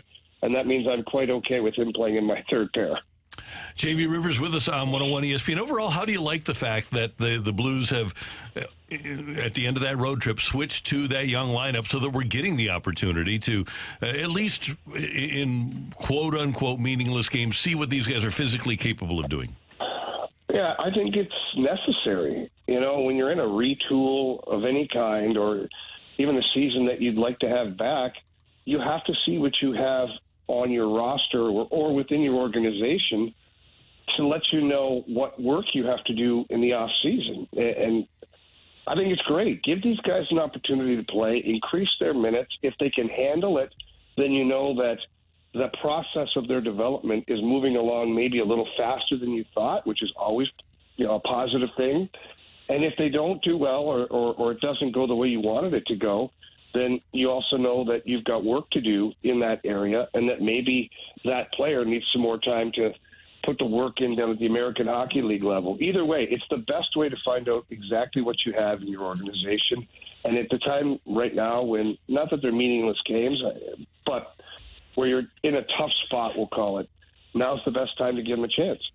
Jamie, you mentioned that you don't know what this defensive core will look like next season. What is one of the biggest challenges that you think that Doug Armstrong will face this offseason? Making any kind of significant change. And the reason I say that is because it's always easy to bring up the guys who are the UFAs and just say, well, we'll let them walk. Yeah, that's easy.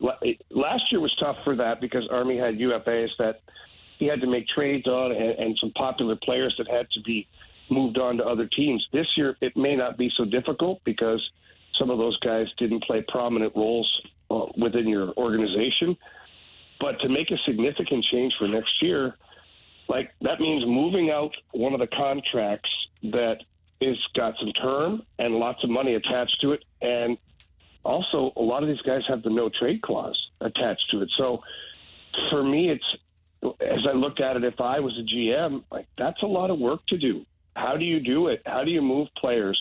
And then how do you get a player to accept a trade if he has a no trade clause? And then what does it look like afterwards? What if Doug Armstrong revisits the Torrey Krug situation? Now he's already, nobody's really talked about it. Well, Torrey Krug admitted to it, but Torrey Krug was asked to waive his no trade clause last off season.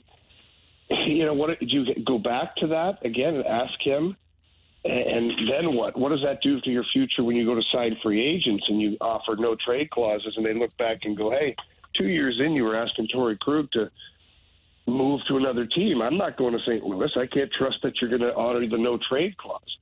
So I think for me, the Army's got a lot of work to do to make anything change as far as any significance to it, just because of the amount of guys that have years and lots of money on their deals.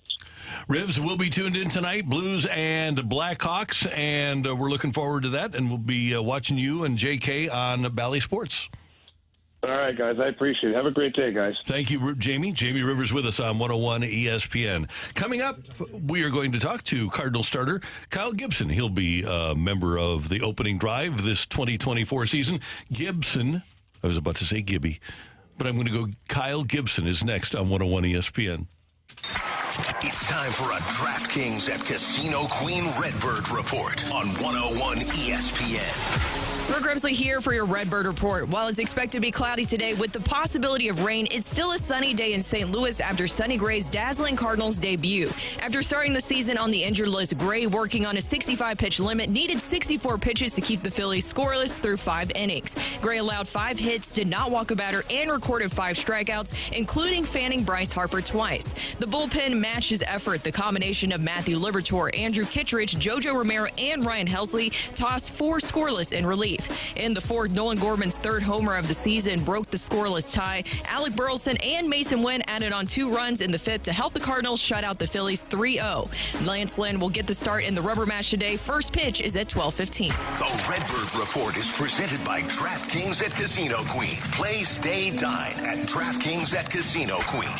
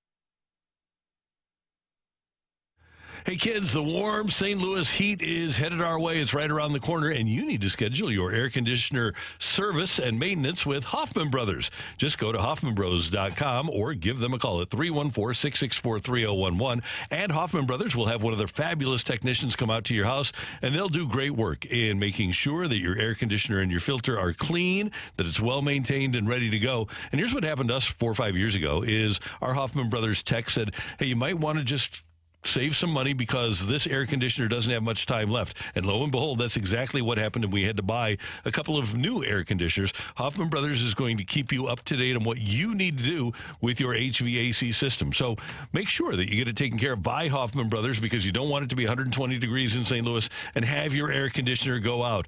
They do fantastic work. They're A+ rated by the Better Business Bureau. The Carricker family uses Hoffman Brothers, and you should too.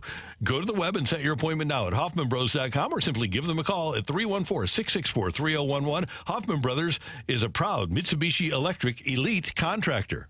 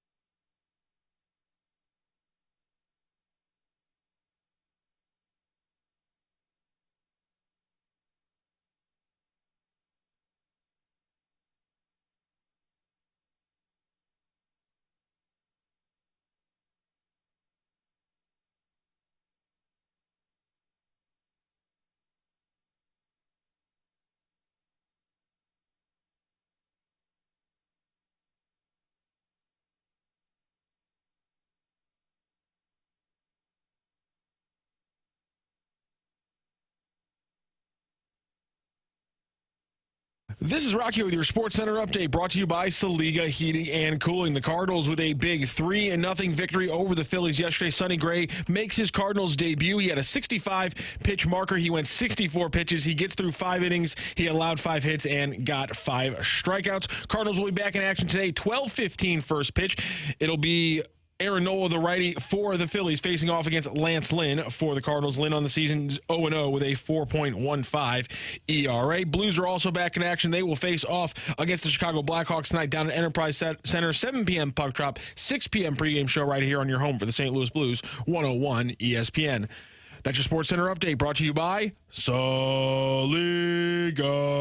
Heating and Cooling, an independent American Standard heating and air conditioning dealer.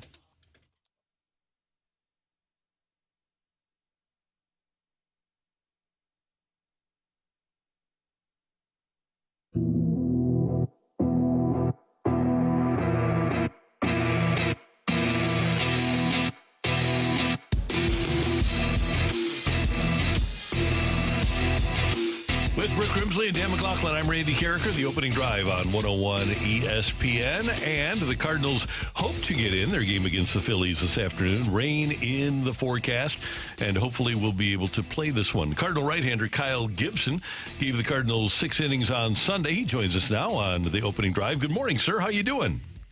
Good morning. How are you guys doing? Everything's good. Okay, we're going to talk about Big League Impact as we go along here. And your title now, Kyle, is president of Big League Impact. Is this correct? So I think this is one thing that's kind of in transition here. So Adam is trying to get me to accept that title. And I think it's something that I'm excited to do. But Adam, as you guys have known, Adam has built this thing from the ground up, and his name and his personality really carries a lot of weight with the charity and with people that are involved. And I think we're trying to figure out a way to make sure that he has a large title, because he's just he's needed to be around for the charity. But I think it's going to trend in that direction more than likely. The way that the Cardinals work it is that Mr. DeWitt is the chairman, and then Mo is the president of baseball operations. We can come up with titles. We can make this work. Hey, I got to Kyle. I got to find out what your favorite rain delay activity is when you're not pitching. Oh man, that's a good one. It's changed over the years. One thing we did last year in the locker room was we played a lot of the game Monopoly Deal. I don't know if you guys have done that, but it's Monopoly in card form, and really quick, fast-paced game, pretty fun. But normally it's cards. If there's any type of sporting event on TV that's good, then normally it's that. Something around those lines. So would you be inclined to watch the Masters today if you guys are in a delay? Oh, boy. That would be on every TV that could probably be turned on. Okay, cool. Good. Well, you're talking about Monopoly. You said Deal is what it's called? Monopoly Deal, yeah, right? Monopoly Deal. I'm sure it doesn't get too competitive in there. It gets very competitive. So, I mean, I don't know how much time you guys have to talk about Monopoly Deal, but we turned it into a team game. We made our own rules. We thought about taking the version of our game to Monopoly Deal, branding it, but we didn't make it that far. I like that a lot. Well, Kyle, of course, I have to ask you about last night. What a Cardinals debut it was for Sonny Gray. He looked as advertised. What did you see from his start? Yeah, Sonny is a stud. It was fun being on the same side of the field as him, getting to watch him over the years that we've played against each other, and just how competitive and how intense he is and how good his stuff is. I really enjoy talking pitching with him. He just is very knowledgeable and knows exactly how his stuff works, and knows real time how it's working and how it's moving and how it plays off each other. And it's just, it's a master class. I'm excited to watch it, hopefully all year this year and next year. And, he's somebody that can really elevate the people around him because of his knowledge of the game. So that's a tough lineup that he did that to last night, and scattering the hits that he scattered, and none of them were hit too hard either. So the outs were fairly quiet, and so were the hits. Kyle, what's it been like just your initial time here with the Cardinals? First homestand, opening day, couple of starts under your belt. How's it been going? It's been going great. From the time in spring training, getting to know people. It's been as advertised. It's been a lot of fun. Having the Redbirds on the bat on my chest. I'd like to have one inning back. If I could have the one inning back, that'd be awesome. But that's not how this game works. But even including that inning, that didn't go the way I wanted it, obviously. But man, what a fun time pitching at Busch Stadium, being a home player and not being a visiting player. But it's something that I envision it being a lot of fun and being something that I get to cherish, a lot. So so far it's been great. Being a home guy with the Birds on the bat, what was your impressions of opening day? Yeah, opening day, man. Those ceremonies were something. It's something that you hear about, right? And you see kind of the highlights on TV, especially living in the area. But getting to see the Clydesdales, getting to see a packed house early. That's one thing that I feel like gets a little overlooked. Is that most stadiums, LA, even though they had a lot of fans there by the second, third inning, when everybody's getting introduced, that place wasn't packed. Most stadiums get packed sometime around first pitch, maybe when the teams are being announced. Busch Stadium was packed at 2:00. That's something that's pretty special and is very different from other places. Cardinal right-hander Kyle Gibson with us on the opening drive on 101 ESPN. Kyle, you mentioned the one inning on Sunday, but you did give your team and your teammates 6 innings, and that's manifested itself with the bullpen being available on Monday night and last night. So you've been around. How much pride do you take in, after that first inning, giving the team 6? I've had to put a couple different ways, and it becomes pretty real. Normally one of my coordinators when I was in the minor leagues and getting called up said, as a starter, if you go 1, 2, or 3 innings, there's a pretty good chance that the guy that has to clean up your mess, there's a chance he's getting sent down and he lost his job. So if you look at it that way and you realize, hey, if I can get 5, maybe somebody doesn't have to wear 3 and they can stay around. That kind of puts it in real terms for me and has for a long time. And then this game is just not – I know we play it one game at a time, but it's a series of 3 and 4 games, even if you're not playing the same team. Your bullpen has to be planned out over 3 or 4 days, and it's just something that I take pretty seriously. And then lastly, I just try to not give up zeros. I try to not give away innings because you're going to have days where you don't have your best stuff or you have – one big inning, and if you have that 3 or 4 times and you give up, 4 zeros that you could have gotten, it's just a lot of innings that you give away by the end of the year, and that's just something I've decided I'm just not going to do.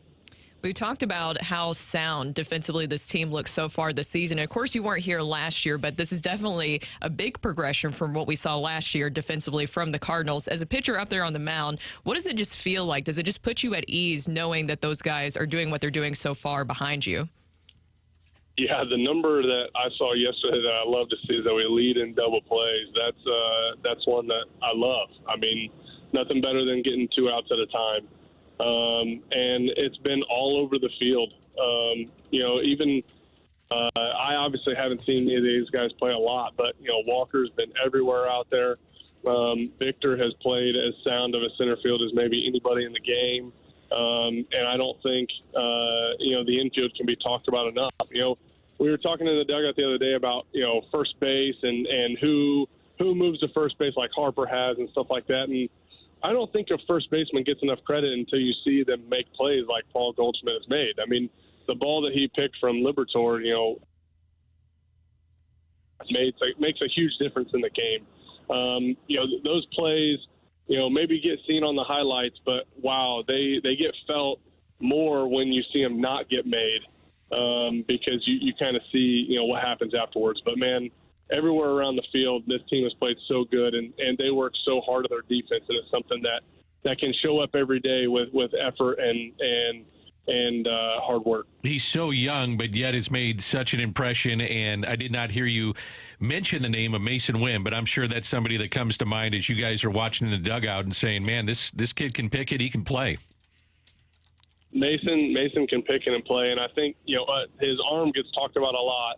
And I think most plays you're going to see his arm and you're going to be like, man, he threw that over there and got him by 3 steps. And then when you see, some of the double plays and some of the plays that are made that are bang, bang, that his arm is, there might be 1 or 2 arms similar to it in the big leagues that get those outs. Those bang, bang plays that he has such a quick release and such a strong arm on is really stealing outs for us, even just this early into the season.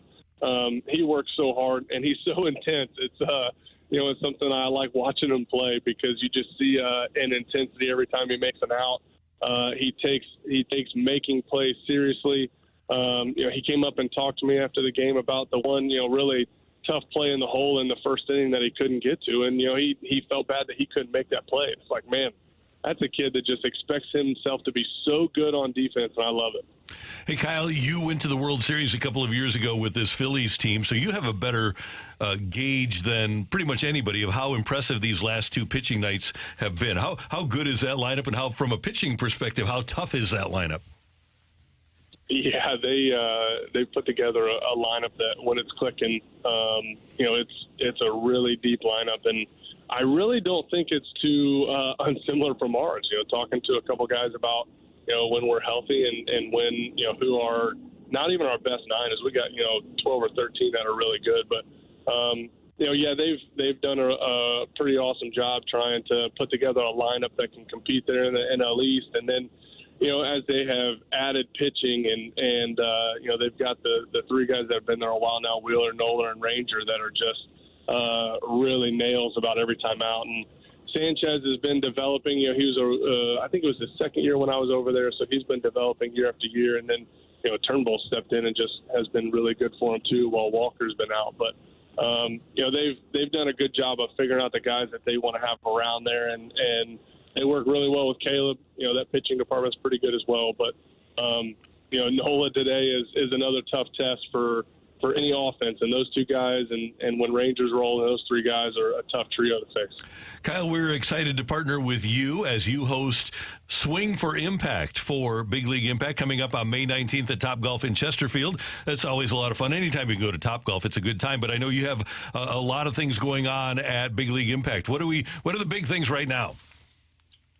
Yeah, I know St. Louis fans are very familiar with Big League Impact, very familiar with all the things we do, the all-win campaign and everything. So that's kind of the cool thing for me, to be able to see how St. Louis does Big League Impact, because this is where it started. So like you said, Swing for Impact coming up here in May. I think one of the early bird registrations, if you get signed up either today or tomorrow, you're entered in for a couple really cool items that are going to be given away and drawn from those people who sign up early. So they can go to Big League Impact /Topgolf St. Louis, I believe, and find the information about that. And then our all-win campaign has already started, and people can check out all the 5 or 6 charities. I think there's 6 of us now who are doing it with the Cardinals, and they can check out all of those 6 charities here. I think maybe 4 or 5 of those are local, and really kind of see where those dollars are going and partner with us on that. And there's going to be a lot of autographs and tickets and different things that we're going to give away to people who have, decided to partner with us on that throughout the year, and trying to make that an experience for fans to, get to kind of be on the edge of their seat every now and then, not knowing when something's going to be given away. And as long as they've donated and partnered with us throughout the year, at any point, they're going to be entered into that. And we're looking forward to May 19th. And as you said, register by tomorrow at bigleagueimpact.org, and you can be entered to win a pair of signed Adam Wainwright cleats and a Stephen Walton Twilight print. Those are the things at bigleagueimpact.org. I hope you guys play today, but if not, good luck in Monopoly Deal today, Kyle. Yeah, thank you. I appreciate that. We'll see. I'm going to have to maybe introduce it to the locker room here. We'll see. Love it. Have a great one, and we'll see you when you guys get back home from Arizona. All right. Thank you, guys. Appreciate you. Thank you, Kyle. Take care. Kyle Gibson, Cardinal right-hander, with us on 101 ESPN. Have you guys looked up Monopoly Deal yet? I literally just put it in my Amazon cart. Oh, wow. So, because somebody texted in and said Monopoly Deal is like Monopoly and Rummy. That's I haven't heard of that game before. Yeah, Rummy. That's Gin an Rummy. older. Yeah. Oh, Gin Rummy, okay, yeah. yeah. It's fun, can be very competitive, and only takes 10 to 15 minutes per game. Okay, so I good. was sold immediately on that. I don't know about it, but I'm in. Me too. Yeah, I'll play for sure. If those competitive baseball players, as you asked, Brooke, you have to believe that there's a lot of screaming and yelling in that clubhouse during rain delays. I thought Kyle was great. He's fantastic. Oh, And we'll have him on a regular basis, thanks to him. And thanks to Kyle Gibson for using that platform that he has as a Major League Baseball player, like Adam Wainwright has for so many years, to help out those that can't help themselves, the underprivileged here in St. Louis and around the world. As Adam said, we're trying to save the world, and Kyle Gibson, a big part of that with Big League Impact, and you can learn more at bigleagueimpact.org, and will be out, by the way, at Swinging for Impact on May 19th at Topgolf in Chesterfield. We have a late edition of The Fight, and we had a winner yesterday, so we don't even need to get a fighter. I'll see if I can win today, see if we can make a comeback here on the opening drive on 101 ESPN.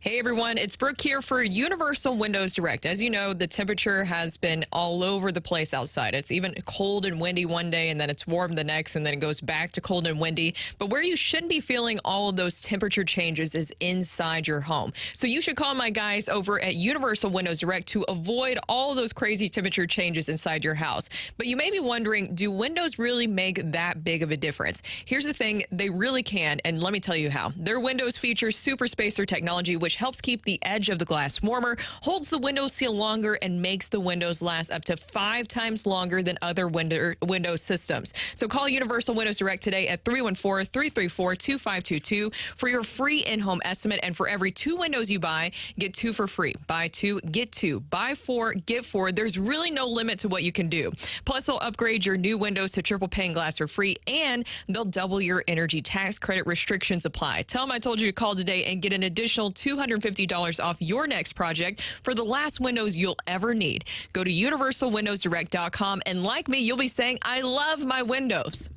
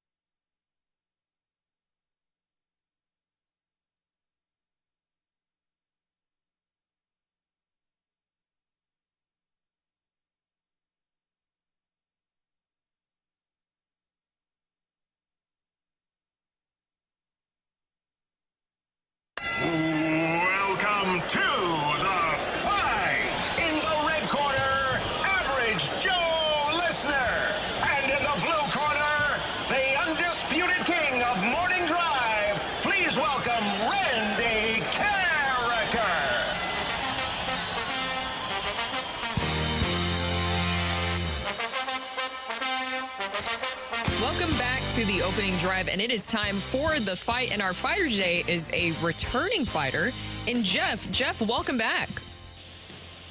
Brooke, how's it going this morning? Thanks for having me back. Yeah, we're excited to have you back. Okay, yesterday, after beating Randy in the fight, did you do some bragging out there? Because I would have. I did a little bit. I didn't try to get too ahead of myself and tried to stay humble a little bit, but I did do a little brag. I like that approach. Are you ready? Myself. Oh, exactly. You should be able to brag a little bit, and maybe you can do it again today. That would be the goal, for sure. All right, you ready for question number 1, Jeff? I am, yes.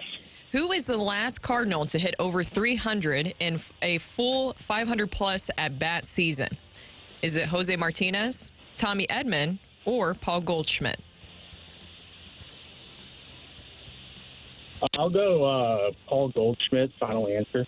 Question 2, which 2,000-yard rusher also holds the record for the most yards from scrimmage in a single season? Eric Dickerson, Barry Sanders, or Chris Johnson? I will go with Chris Johnson, final answer. All right, on to question 3. Emmitt Smith is the leading rusher in NFL history, but falls short of the title of most career yards from scrimmage to this player. Is it Walter Payton, Marshall Faulk, or Jerry Rice? I will go Jerry Rice, final answer. All right, on to question 4. On this date in 1964, the Cardinals angered executive Branch Rickey by trading for this catcher: Gene Oliver, Hal Smith, or Bob Uecker? Could you repeat that for me? This date, 1964, the Cardinals angered executive Branch Rickey by trading for this catcher. Was it Gene Oliver, Hal Smith, or Bob Uecker? I will go Bob Uecker, final answer. All right, let me go grab Randall. All right, Jeff, how are you feeling? Not as good as I was yesterday, but we'll see how it goes. You never know. You never know. And Randy Carricker is scurrying in right now, throwing away what I believe to be were his grapes. Yes. You made sure you were fueled today for this fight, weren't you, Randy? I am fueled, yes. Say hi to Jeff again. Jeff, good morning. How you doing? Doing well, Randy. Doing well. How about yourself? I'm doing great, thanks. Thanks for listening. Thanks for playing. We appreciate it. Absolutely. Thanks for having me back. Love to. All right, question number 1, Randy. Yes. Are you ready? Ready. Who is the last Cardinal to hit over 300 in a full season, 500-plus at-bats season? In a full season, excuse me. Over 300. I don't think anybody achieved that feat last year. The big guys didn't, and not many people had 500 at-bats. So you probably have to go back to Goldie's MVP season, right? Of 2022, when I believe he hit 317. I think I'm going to go with Paul Goldschmidt for the answer. Question 2. Which 2,000-yard rusher also holds the record for the most yards from scrimmage in a season? That yards from scrimmage record was held by Marshall Faulk, and I believe that Chris Johnson of the Tennessee Titans broke that record when he rushed for 2,000 yards in 2009. Is that right? I think I'm going to go with that. And I think he ran for, of those 2,000 yards, I think like 1,500 of them were against the St. Louis Rams. It's actually 1673. Yeah. Just a fun fact that we looked up. It was unbelievable. Yeah. Question 3, Randy. Emmitt Smith is the leading rusher in NFL history, but falls short of the title of most career yards from scrimmage to this player. Okay, I have an idea here. I think I know. But I'm going to do the lifeline just in case. Okay. Your options are Walter Payton. That's my first choice. Marshall Faulk. No. Jerry Rice. Ooh, Jerry Rice. He had a lot of yards, 22,000, which is way more than those guys would have had. So I will go with Jerry Rice. Question 4. This date, 1964. Cardinals angered executive Branch Rickey by trading for this catcher. What catcher did the Cardinals trade for on April 10th, 1964? Let's see. Maybe they. I don't know if he was already here. I just don't know. But McCarver was already here. I know that. So I got to go with Bob Uecker. Final answer, Randall? Yes, sir. Matthew, do your thing. All right, I'm just going to play this first. Go crazy, folks! Go crazy! Because y'all geniuses forced a tiebreaker today. Oh. A perfect little tiebreaker between Jeff and Randy today in round 2. So, Jeff, you did well, but you're going to have to keep on plugging away here to get win number 2 and to get your shot at the Hall of Fame, because Randy Carricker's tough to beat. So, the quick rules on the tiebreaker. I'm going to read out the question. We're going to give Randy Carricker a moment to write down the answer. Once he has written down his answer, Jeff, we will then get your answer on the phone. Randy Carricker will then say his answer. He will show the cameras, and whoever is closest to the pin is going to be the winner of today's fight. Jeff, do you understand those rules? I do, yes. All right, Randy, do you have a piece of pen and paper? I have a Sharpie, and I have this Lindenwood paper. There we go. I like Lindenwood that. University. I like that. Is that where you went to school? It is. Oh, okay. Attended. Yeah, I had no idea. Edu. All right. All right, here we go. Skip Schumacher, our favorite who's managing the Marlins for now. Skip Schumacher played 1,149 games in his career. How many career home runs did he finish with? Skip played almost 1,200 games in his career. How many career home runs did Skip Schumacher finish with? I hear the pen on the pad for Randy Carricker, and he has put in a guess. Jeff, what is your guess, sir? I'm going to go with 47. All right, Jeff has guessed 47. Randy Carricker, what is your guess, sir? I guessed 24, sir. All right. I will say it is in between those two numbers. So the question is, who's closer, Jeff or Randy Carricker? Ring that bell. The winner and still champion of the fight, Randy Carricker. The fight is presented by Golf Discount of St. Louis, with the most experienced club fitters in town. Why shop anywhere else? Stop. Timeout. Everybody call timeout. Nothing to see here. There it is. Just win, baby. What was the one you just hit? Yeah, what was that? That was the panic bus. Oh, the panic bus. Oh, it sounded like a beach for a second. It does kind of sound like a beach. No panic bus for Randy Carricker today. Jeff, I am so sorry. He took you down in the tiebreaker. Skip Schumacher finished with 28 career home runs in just under 1,200 games. Randy Carricker just 4 off in his guess in the tiebreaker. But incredible job today, Jeff. You did get a little jack buck there because you did also hit the jack. You guys tied that one up 4-4. Incredible fight today, sir. Yeah, Jeff. Thank you. Appreciate it. Yeah, you might not be able to beat Randy Carricker. Exactly. You might not be able to get the win technically, but you are able to walk around St. Louis with some serious bragging rights after getting a win and getting all 4 right. You guys heard the answers, but just in case you didn't, here really quickly are the questions and answers. Last Cardinal to hit over 300 in a full season was, in fact, Paul Goldschmidt. I was trying to get everybody there for that shocking 2018 season when Jose Martinez hit over 300 for the Cardinals, which still blows my mind. It was, in fact, CJ2K, Chris Johnson, in his 2,000-yard season in 2009, who passed up Marshall Falk. Marshall Falk just over 2,400. CJ2K just over 2,500 for the record. And Emmitt Smith is number 2 in all-time yards from scrimmage, but Jerry Rice is number 1 with over 23,000 total yards. Walter Payton, Emmitt Smith, and Jerry Rice, by the way, the only players in NFL history to cross the 20,000-yard mark from scrimmage. Marshall Falk just off that with just under 20,000. And on this day in 1964, the Cardinals angered executive Branch Rickey by trading for Bob Uecker, who Branch Rickey said he wouldn't trade one Gary Cobb for 100 Bob Ueckers, and apparently he said that to Bob Uecker's face when Bob Uecker introduced himself in the locker room after the trade. He said, "I wouldn't trade one Gary Cobb for 100 Bob Ueckers." Branch Rickey not too happy about that trade there, but a great fight today. Thank you again, Jeff, for joining the fight and joining the show. He's off. And at least he didn't say it behind his back. Bob was not happy about that. But he was. Imagine. He was not happy. Here's Bob at 90, still he's not involved happy with baseball. He's still mad at Branch Rickey? Well, he didn't like it being, said about himself. I imagine. Especially by Branch Rickey. Yeah, there you go. Good talent evaluator. Hell, Ricky, I was high when I said that. There you go. Coming up next year on 101 ESPN, we've got the Rush Hour Reset. Stick around.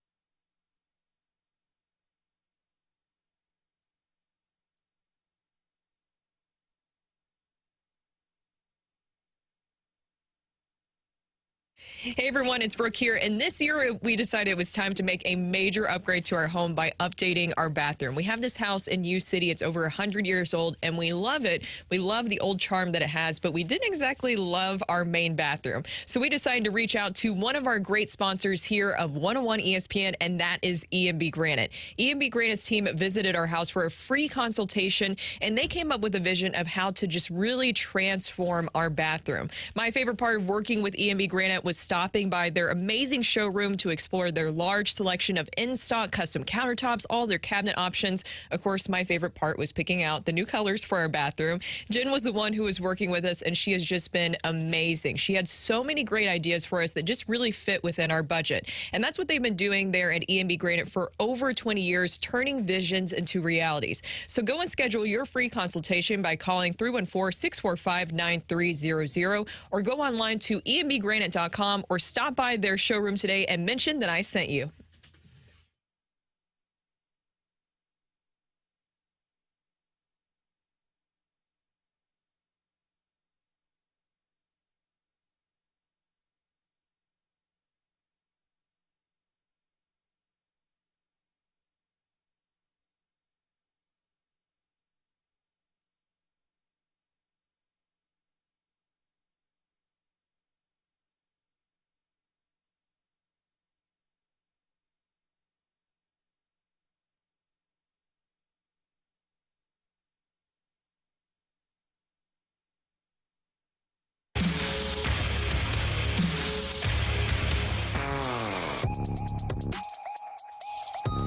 Welcome back to the opening drive. Randy Carricker getting back to his seat. We were a little distracted, guys, because the Lion's Choice came over and dropped off some delicious sandwiches. Their new remix roast beef sandwich, and it is delicious. Dan, you had one. Randy, you had one. What is the official review?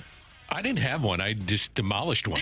2 thumbs up. Yes. It was excellent. Thank you very much. It was really, really good. So the remix sandwich features roast beef, 2 slices of Swiss cheese, and garlic aioli sauce. That's what I ate. I don't know. I housed that thing. I did too. I told myself going in, okay, I'll just do half a sandwich because I ate terrible yesterday, and hopefully my personal trainer's not listening to this. But I was like, I'll just have half a sandwich. It's gone. Yeah. The whole thing's gone. Really good. Take another glass of water. You're good. Is that your theory, Randy? It is. It Yeah. Okay. I'll keep you going. Okay, good. Yeah. What did you do yesterday? You just ate, you had something and then a salad, something and then a salad. Yeah, I throw a salad in there once in a while. They tell me to do that, and I do it. On top of a pizza. I had not a whole pizza. I only had 2 pieces of pizza. You did have pizza yesterday? Yes, I did. I was just throwing it out there. Yeah, of course I did. And then, I'm at the ballpark, Dan. Oh, okay. It's ballpark. Those are stuff. big slices.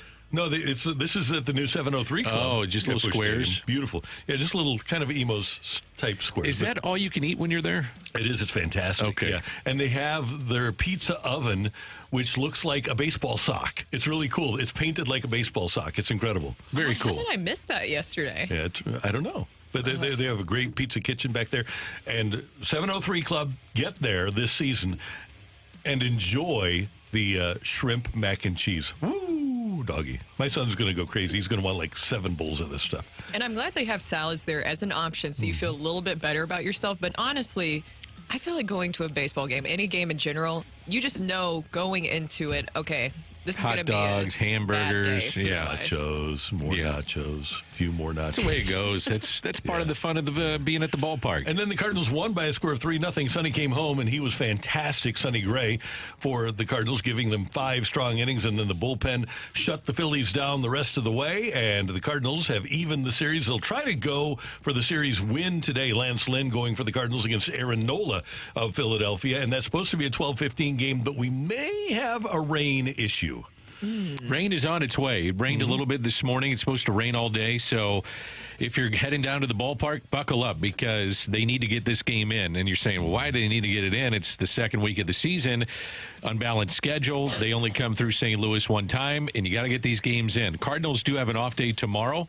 I'm not sure if the Phillies have a corresponding off day or not. They don't have an off day tomorrow. They play Pittsburgh tomorrow at home. You're going to be at the ballpark for a long time. Yeah. Long day. But either way, yesterday, Sonny Gray, I didn't know what to expect going into it because he didn't have a traditional, of course, rehab start down in the minor leagues. He only had a simulated game and hadn't pitched in an actual game since March, and that was just a shortened spring training game. So I didn't know exactly what to expect, but it surpassed my expectations either way. For him to reach 64 pitches, scoreless through 5 innings, allowed 5 hits, did not walk a batter, and recorded 5 strikeouts, and he looked just really comfortable out there. That's what I was worried about, is if he would look comfortable at all, considering that he started the season on the injured list with a hamstring issue.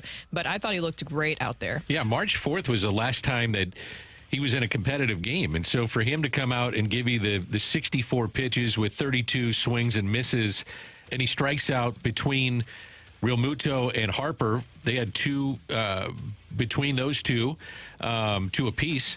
You know what? I don't think you could ask for anything better. And they kept him in the game to try to get a ground ball. He said he wanted to stay in the game, and he stays under 65 pitches and gives you 5 innings. I'm not sure you could ask for anything better out of him. I'm with you.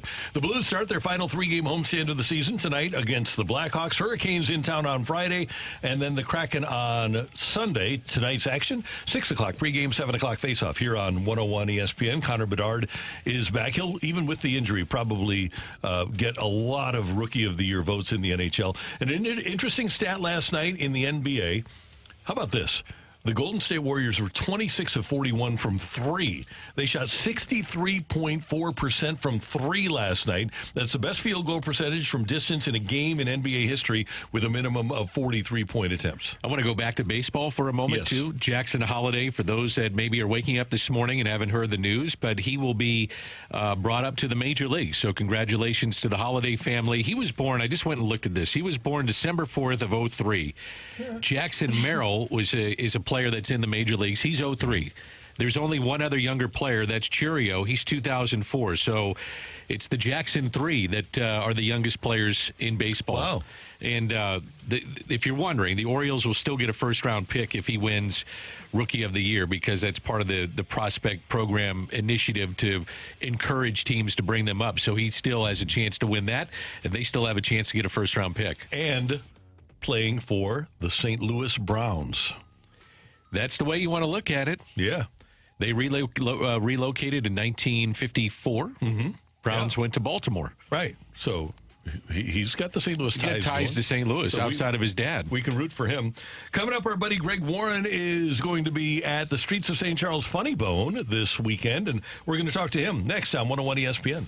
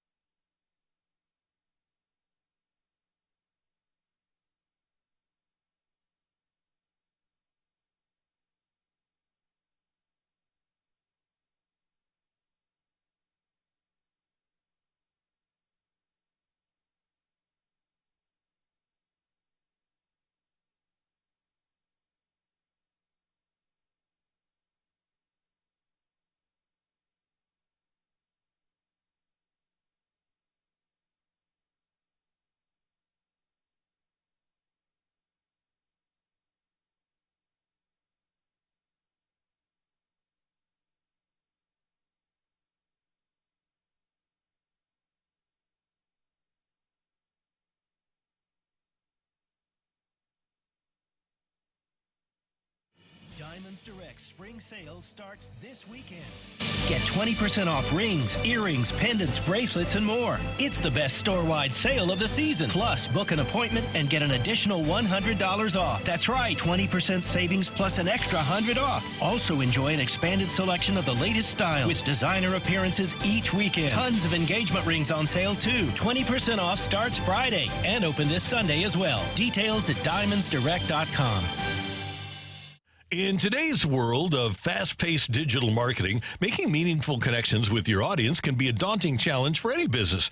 But what if there was a place where connections aren't just made, but nurtured for growth? Enter 2060 Digital, our sister company backed by a 100-year-old media empire just like 101 ESPN. If you're a business owner or marketer seeking more strategic ways to reach and engage customers, look no further than 2060 Digital. With 12 years of expertise, 2060 specializes in simplifying the complexities of digital marketing. Our team demystifies the process by transforming it from a challenge into an opportunity for your business. Whether it's enhancing your brand's online presence, optimizing digital campaigns, or increasing customer engagement, 2060 is here to propel your business forward. Think your business has room to grow? Let us prove it to you. Visit 101ESPN.com/2060digital to request a complimentary digital audit today.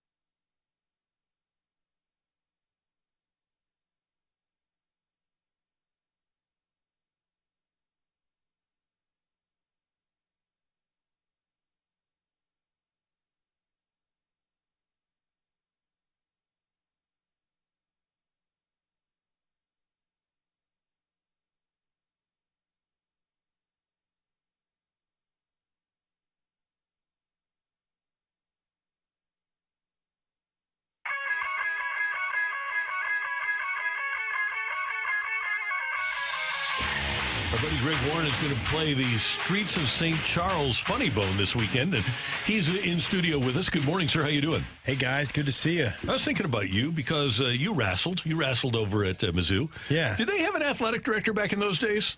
They did. They don't have one now. Oh, Randy. Yeah. Come on. Dick Tamburo, I think, and then it was Joe, the guy, Castiglione, that's over at my buddy that's over at OU now. He's like the best in the business. Yeah, he's great. Actually, maybe the two best athletic directors in America are Joe Castiglione and Desiree Reed-Francois. Yeah. Yeah. God, that was... I'm glad you had one, though. Glad you had one when you... Dick Tamburo, I forgot that name. Yeah. Good recall. How you doing? I'm doing great. Good to see you. You excited about playing in St. Charles? Have you ever played that Funny Bone? Yeah, a couple of times. It's great. It's it's one of my favorite weekends of the year when I'm at home, and yeah, it's awesome. And you've been busy just traveling everywhere on the road. Yeah. Now, one of my favorite things to look at on TikTok, as the kids like to say, I'm sure, is videos where maybe sometimes the crowd gets a little too crazy or there's a bad experience and it goes viral. Have you ever had anything like that happen? I had a ton. Yeah. I think the most interesting one recently was like not even at the show. I did a corporate event.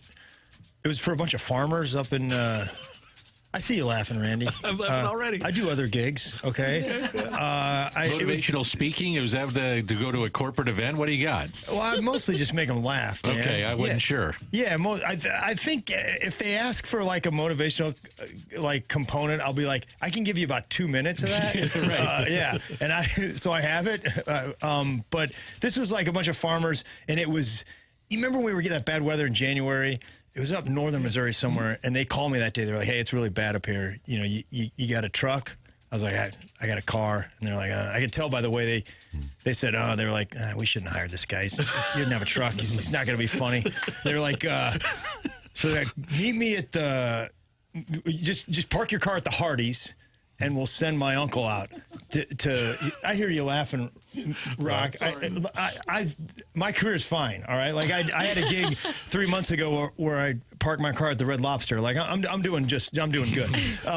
So I go there, and they send this old guy out to pick me up, okay? And I'm going to need you, Matt, on this. And the old guy comes out to shake my hand, and he comes in shallow and grabs my fingers and squeezes my fingers hard like I've never been in a handshaking contest before.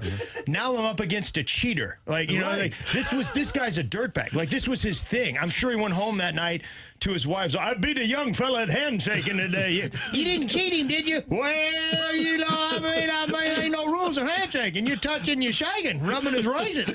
So this, you know what I'm saying? Like, this guy, he's out here. Like, if we go hand to hand, Rocc, if we're hand to hand, palm to palm, that's, you can squeeze as hard as you can. Like, he's got a good shit. That's, as men, you can squeeze as hard as you can, and you're not going to do any damage. I respect it. Out here, you could. That's dangerous. If I was a piano player, there would not have been a show that night. Like, it was, yeah. It's like a dirty player in sports. He was exactly that. He was, it was exactly like, and he took a thing that's beautiful, handshake. It's the last thing we have. I mean, we all sort of hate each other now in this society, and we can still look each other in the eyes and shake hands. This guy, he ruined it. It's ruined. Like, yeah. I mean, forever for you, or just for that day? What do you mean, handshaking? Yeah. I'm a little trepidatious now. I think it's, you know, I'm still doing it, but this guy is a scumbag. I don't know. What do you do when you hug your grandkids, sir? You choke them afterwards? Like, it's a bad man. And yeah, he got me. I'm fantasizing about taking that gig next year. I'm gonna do it, and I'm gonna just, they're gonna send him out, and they're gonna say, hey, how you doing? Good to see you. Boom! Like, I'm gonna do a right cross, and he's gonna come to him and be like, "What was that for?" I'm like, "No, I'm honorable. I came as an enemy, and I was an enemy. Like, this guy."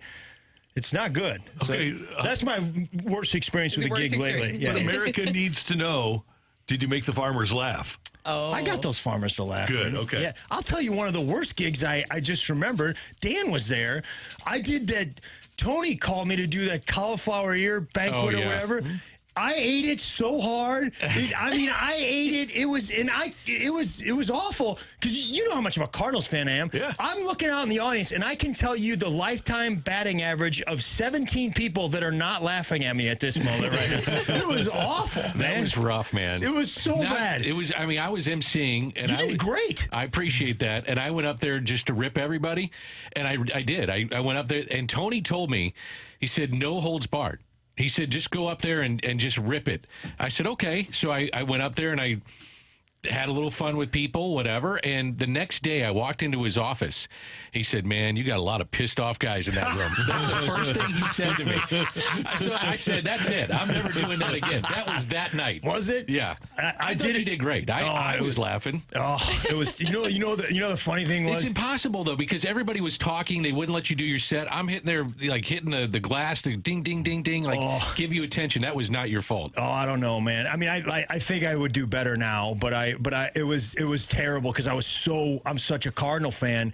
And I remember that it was like, and Mosaic he was like right in the front row. And I remember I finally, because I was going nowhere, and I was like, listen, man, you're not having such a great year either. And he laughed. And so I'm miserable. And you know who comes up to me after the show? He goes, hey, man, he goes, good show. I was like, yeah, no, it wasn't, buddy. He goes, no, dude, I thought that was great. I didn't like that they weren't listening. It was Ann Keel. It was Ann Keel who knows about being publicly humiliated.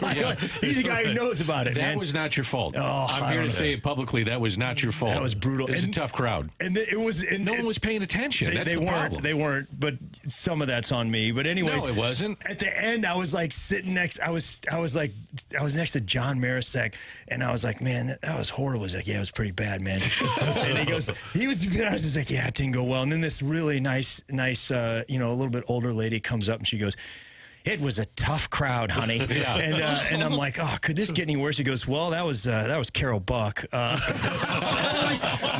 other hero. That was horrible. So this just struck me. I've never asked this before. What is the preferred level of intoxication for a comedy crowd? You don't want them to be really drunk, right? You know what? I don't care anymore. Like, honestly, how do they respond best?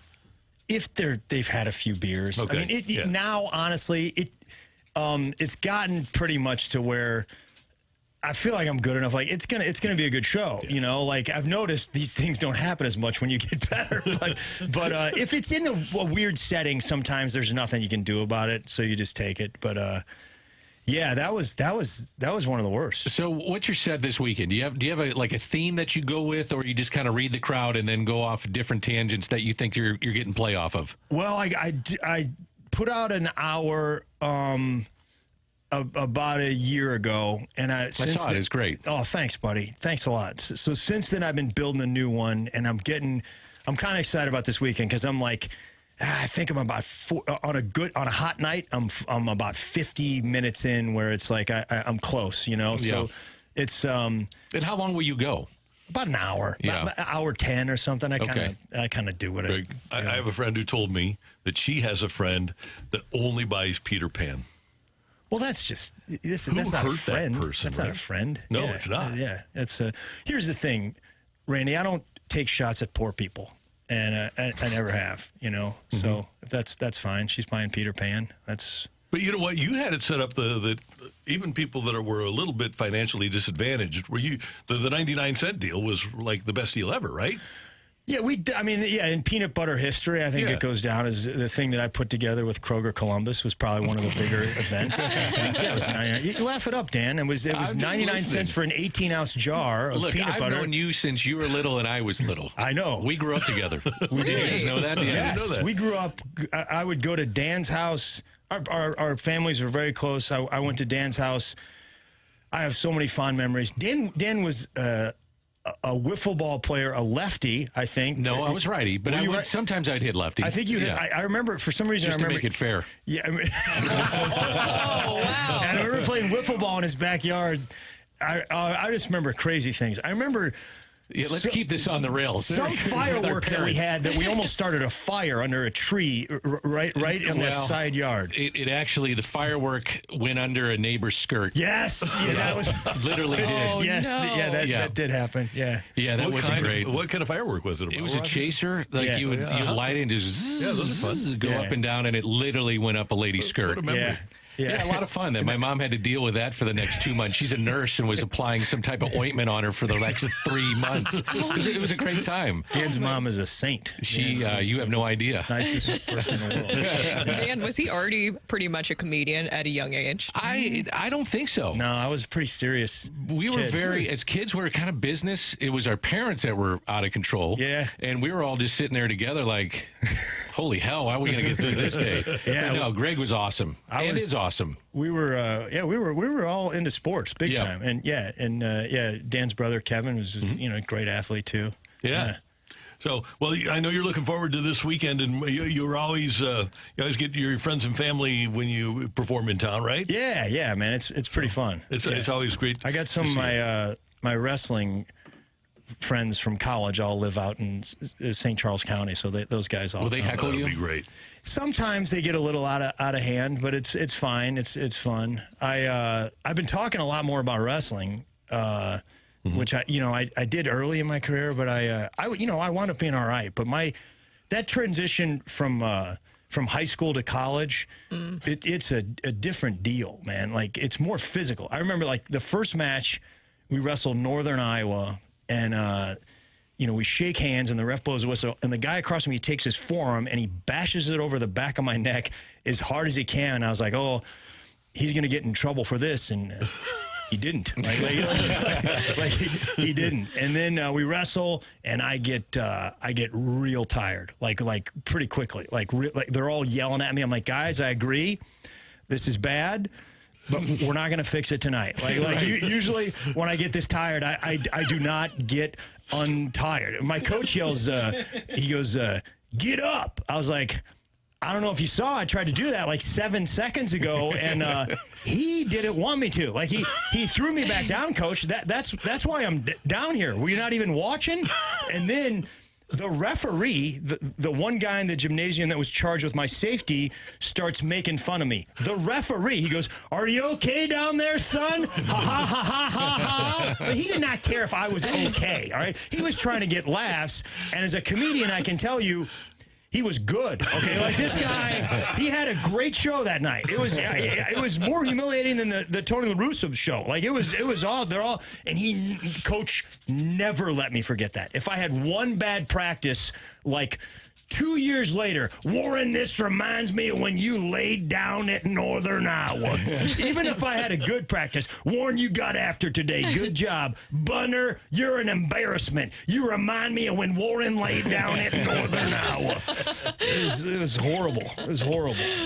And then we had practice like, I don't know, the next day, and it was particularly hard on me. We're back in Columbia, and it was a brutal practice, you know. And at the end, I'm barely moving. He goes, "All right, guys, we're not done. Meet me at the bottom of the stairs. We're gonna run stairs." And I had a bad back. I legitimately was hurt. I go to my friend. It was about a week back. Oh, no, Greg. I go, no, don't encourage it. Good luck this weekend. I go to my friend Darren Davis. I'm like, man, my back is killing me. I go, I don't think I can run these stairs. I go, you think if I asked Coach if I could just ride the exercise bike instead of run the stairs, he'd be cool with it? And he goes, yeah, you should ask him. Yeah. How do you know the answer to that question? All you guys know the answer. I did not know. I asked. Get on the stairs, Warren. You laid down at Northern Iowa. You're an embarrassment. Yeah, it was terrible. You can Google St. Charles Funny Bone and get tickets to see Greg Warren. The shows you've got all weekend, right? One Friday, 2 Saturday, and we're doing the all ages kids show on Sunday, 1 o'clock. It's pretty fun. If you guys bring your kids out, it is a G-rated show. I can't believe that I have to say that, but I do this show in St. Louis, and the last time some kids got a little kids. Like, obviously this is coming from their parents. Like, it's like you're in Philly, huh? Yeah, it's in Philly. I mean, one kid's up there doing like sexual jokes, and like we had to cut it. This other kid, I swear he's like 8 years old. He gets up and goes, "Let me tell you guys about the Chinese." I'm like, whoa. Yeah, you don't need that. That's awesome. Yeah. That's awesome. Oh, beautiful. So tell me, man, I know you guys got to go, but I mean, Sonny Gray, are you in? Oh, here we go. I'm in. No, we're in. You're doing this on purpose. Before you came in here, we're talking about it. I'm a fan. I got to connect. I don't know him, but my buddy Nate Bargatze, the comedian, is I was on Nate's podcast a couple days ago, and Sonny Gray's been on that podcast. Those guys are real tight. He's a Nashville guy, and he's saying we're getting a great guy here, man. I love great guys. I think you cannot have enough great guys, but I like great pitchers. And you want to take a look at the tape from last night, Randy? Nice. Last night was a great 5 innings. I saw a great 5 innings from Chris Carpenter in 2007. And then he got Tommy John. You see Here's the thing. Why did you do this? Man, why would I wanted, after the Cardinals signed Sonny Gray, I said, he's fine as a number 2, but he is not the quintessential number 1. Maybe he turns into that guy. Yeah. But when you have him going head-to-head against, and last night he outpitched Zach Wheeler. That's what you want in the playoffs. Zach Wheeler, who shut us down in the playoffs, man. And Gray has really never done it consistently in September in the playoffs, and that's what I want to see. So. Thanks, Greg. You love Greg's speech. I was so excited about the season coming in here, and Randy just ruined it. He's like that old man ruined that handshake. No doubt about it. Everything comes full circle here on this show. Right. He had one of the best ERAs in all of Major League Baseball last season, second in AL Cy Young voting. I think. Yeah, that sounds like a number 1, doesn't it? Sounds pretty good to me. So we should have gotten Robbie Ray too. Oh goodness gracious! He won the Cy Young Award. What about those? All the not this year, but the year before, all the guys that everybody wanted to sign. None of them did anything. They wound up getting hurt. Yeah. I do appreciate the Cardinals. They've got all of these guys that are going to give them innings. There's no doubt about that. And that's why I liked what they did, but I don't think they finished the job. Yeah, they're going to finish in August. We're going to get them. Okay. Yeah, we're going to get them. I'm good. Yeah. Maybe you can get Dylan Cease from the Whites. Oh no, maybe not. Oh, Randy. Sorry, Greg. Greg, tell Mo we said hi. He sent you here, didn't he? Yeah. He sent you. Always good to see you, man. Great seeing you guys. Greg Warren Great this weekend. St. Charles Funny Bone, and you can Google St. Charles Funny Bone and get tickets there. Coming up, the Blues have missed the playoffs 2 years in a row now. How long are we going to put up with that? That's next on 101 ESPN.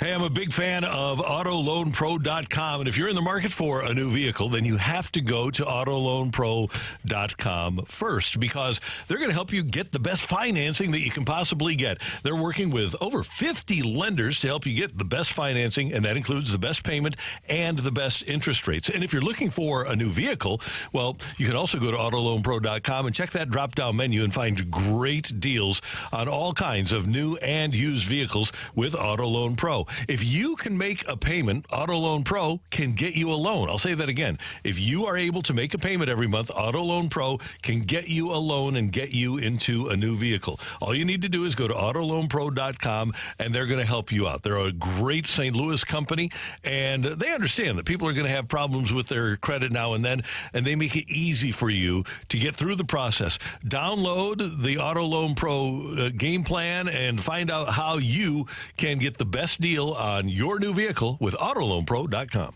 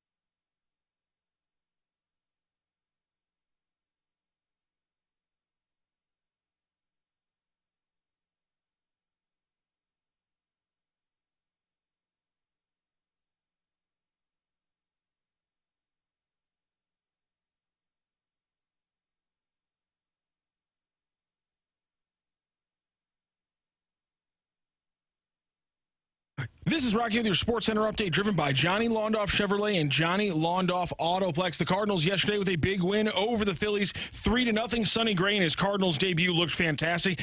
Went 64 pitches of the proposed 65. He had got through 5 innings, allowed 5 hits, and struck out 5 Phillies. Cardinals back in action today. 12:15 first pitch in the rubber match against Philadelphia. It'll be Aaron Nola for the Phillies on the mound against Lance Lynn. If you want to hear Aaron Nola, by the way, on this show from yesterday, you can go back to our Dobbs Tire and Auto Centers podcast on 101ESPN.com. Also tonight on 101ESPN.com, the Blues face off against the Blackhawks, 7 p.m. puck drop, 6 p.m. pregame right here on 101. That is your Sports Center update, driven by Johnny Londoff. Find your roads and shop 24/7 at Londoff.com and LondoffAutoplex.com. Are you kidding me?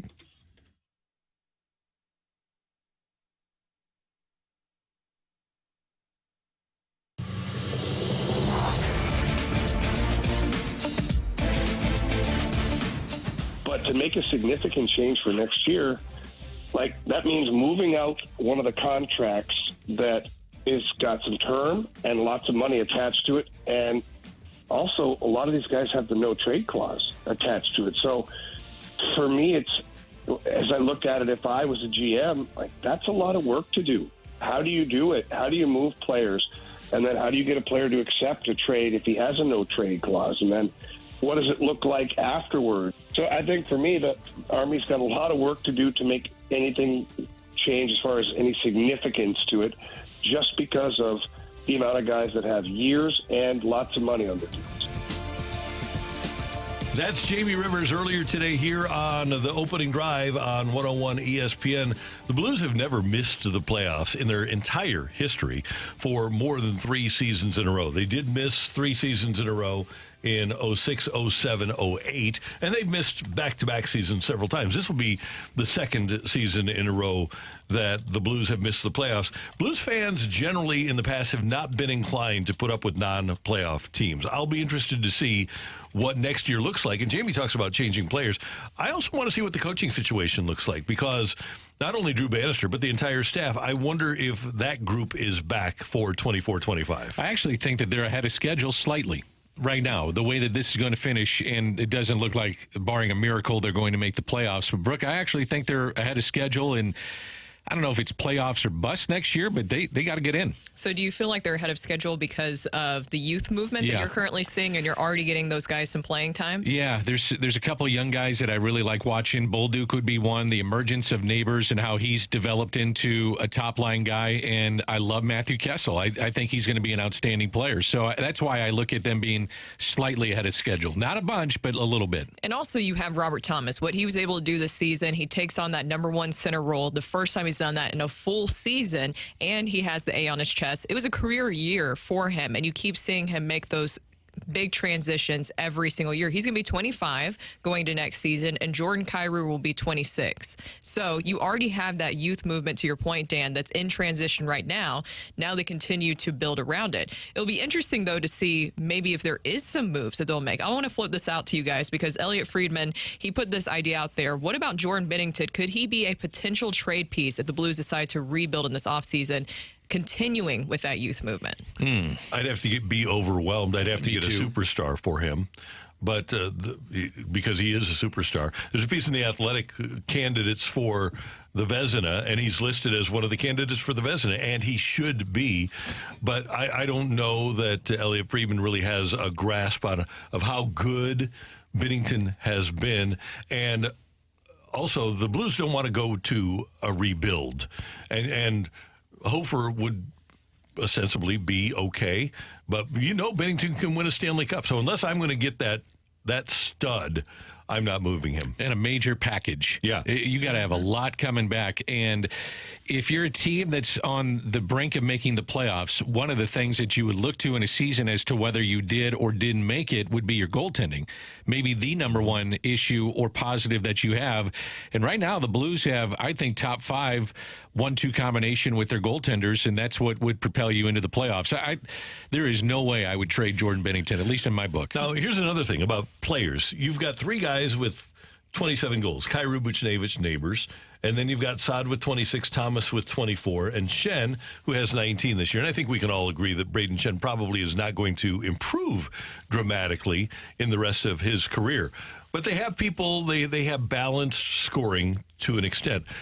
What do you think they need? Do they need a great playmaker to enhance those guys? Do they need somebody who doesn't score 30 but scores 40 or 45? Or is it on the blue line where they have their needs? What's the biggest need? If Army has a wish list, what is on top of it heading into this offseason? Man, that is tough. And I just want to point out, too, going back to the Jordan Binnington thing, I'm with you guys. They should not trade him. I thought it was absolutely crazy that Elliot Friedman was even floating that idea out there, but I think that he's doing pieces on that. I think that you build around possibly one of the things he needs to get. You have to figure out this decor. That's something that Jamie Rivers said earlier. I like Matthew Kessel a lot. I know that you're a big fan of him as well, Dan, but you also need another center. I'm not exactly sold on Pavel Buchnevich in that role. I think he's better utilized elsewhere and not as a center, so I feel like you do need another center on this team. I think you make a case everywhere on this roster, but if you're asking for one particular area, I want to get bigger and nastier on the blue line. In my defensive core. You go back to 2019, why did they win? They were just big, strong, physical, nasty. I got to get bigger on the blue line. I can't be rolling out Torrey Krug out there all the time. He's getting meaningful minutes, and I get it. He's a guy that plays hard and at times gives you really quality games, but I need some true grit and big, tough defensemen back there. I don't know if I'm right, but that's where I go. But I think that's something that, and we aren't talking about an elite Norris Trophy guy. We're just talking about grit. I think you can get that guy. You could go get Joel Edmondson this offseason. Those kind of players. Right. But I think they need a playmaker that is an impact guy every night. They've had so many nights where people just weren't there, and they need somebody to lead the way and be a guy, hopefully that's one that can do it every night. I think Thomas can be that guy as he progresses in his career. He's getting better. The trajectory is outstanding. Mm-hmm. He's still in the early prime of his career. I think he can be that player. I need a number 2, though, because I don't think Buchnevich is a number 2. I don't think Sonny is a number 2. I don't think Shen is a number 2 anymore. So I want that either 1B or 2 to Robert Thomas. What about a top defenseman? Go out and get a top defenseman that just secures everything on the back end. That's like finding an ace starting pitcher in Probably baseball. right. Yep. It's the hardest thing to find. Yep. It really is. It does feel like that. And with Colton Parayko, too, this has been a great season for him. This really has. We were able to experience a fully healthy Colton Parayko, but it just still feels like there's a missing part there, and maybe it's finding the right pairing for him.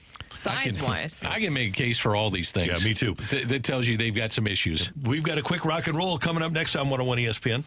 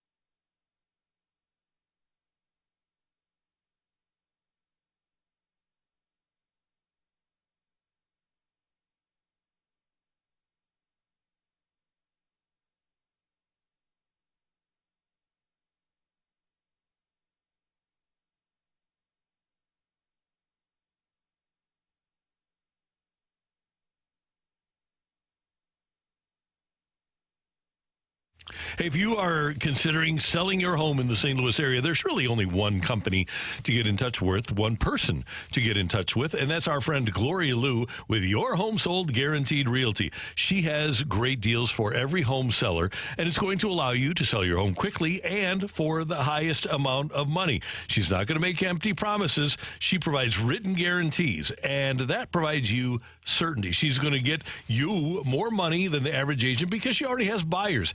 That's why Gloria succeeds, because she has a database, 20 years of potential buyers that are ready to buy in your price range and, most importantly, in your neighborhood. And Gloria is going to do it right.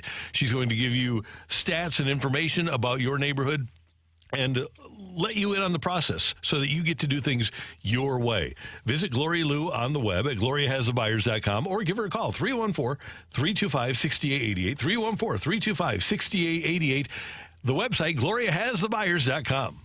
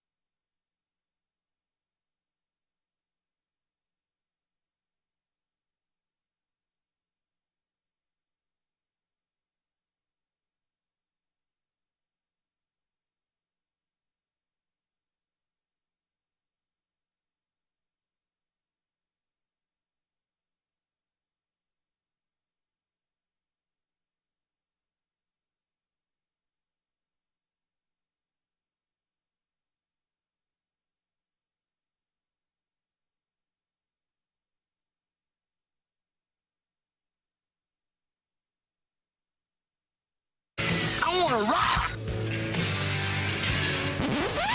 And roll.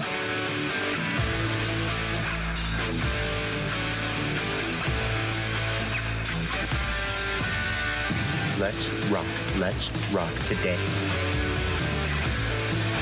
All right, time for Rock and Roll. Rock, what do you got for us? We got a texter who wanted to hear this. We also had Danny Mack sent this over, so I appreciate that from Danny Mack. But earlier today it was announced, of course, Jackson Holliday has been called up to Major League Baseball. It was just announced that he will wear number 7, obviously. Some connection there to the number and the Holliday family. So congratulations to Jackson Holliday. And let's listen in on to the moment when it happened. I guess the Cardinals started something last year when they called up Jordan Walker. Just hide a phone and get some great audio. Here's Jackson Holliday when he got called up earlier this week. At first, I just want to commend you for how you've gone about your business down here, dude. Like, that's not easy to do.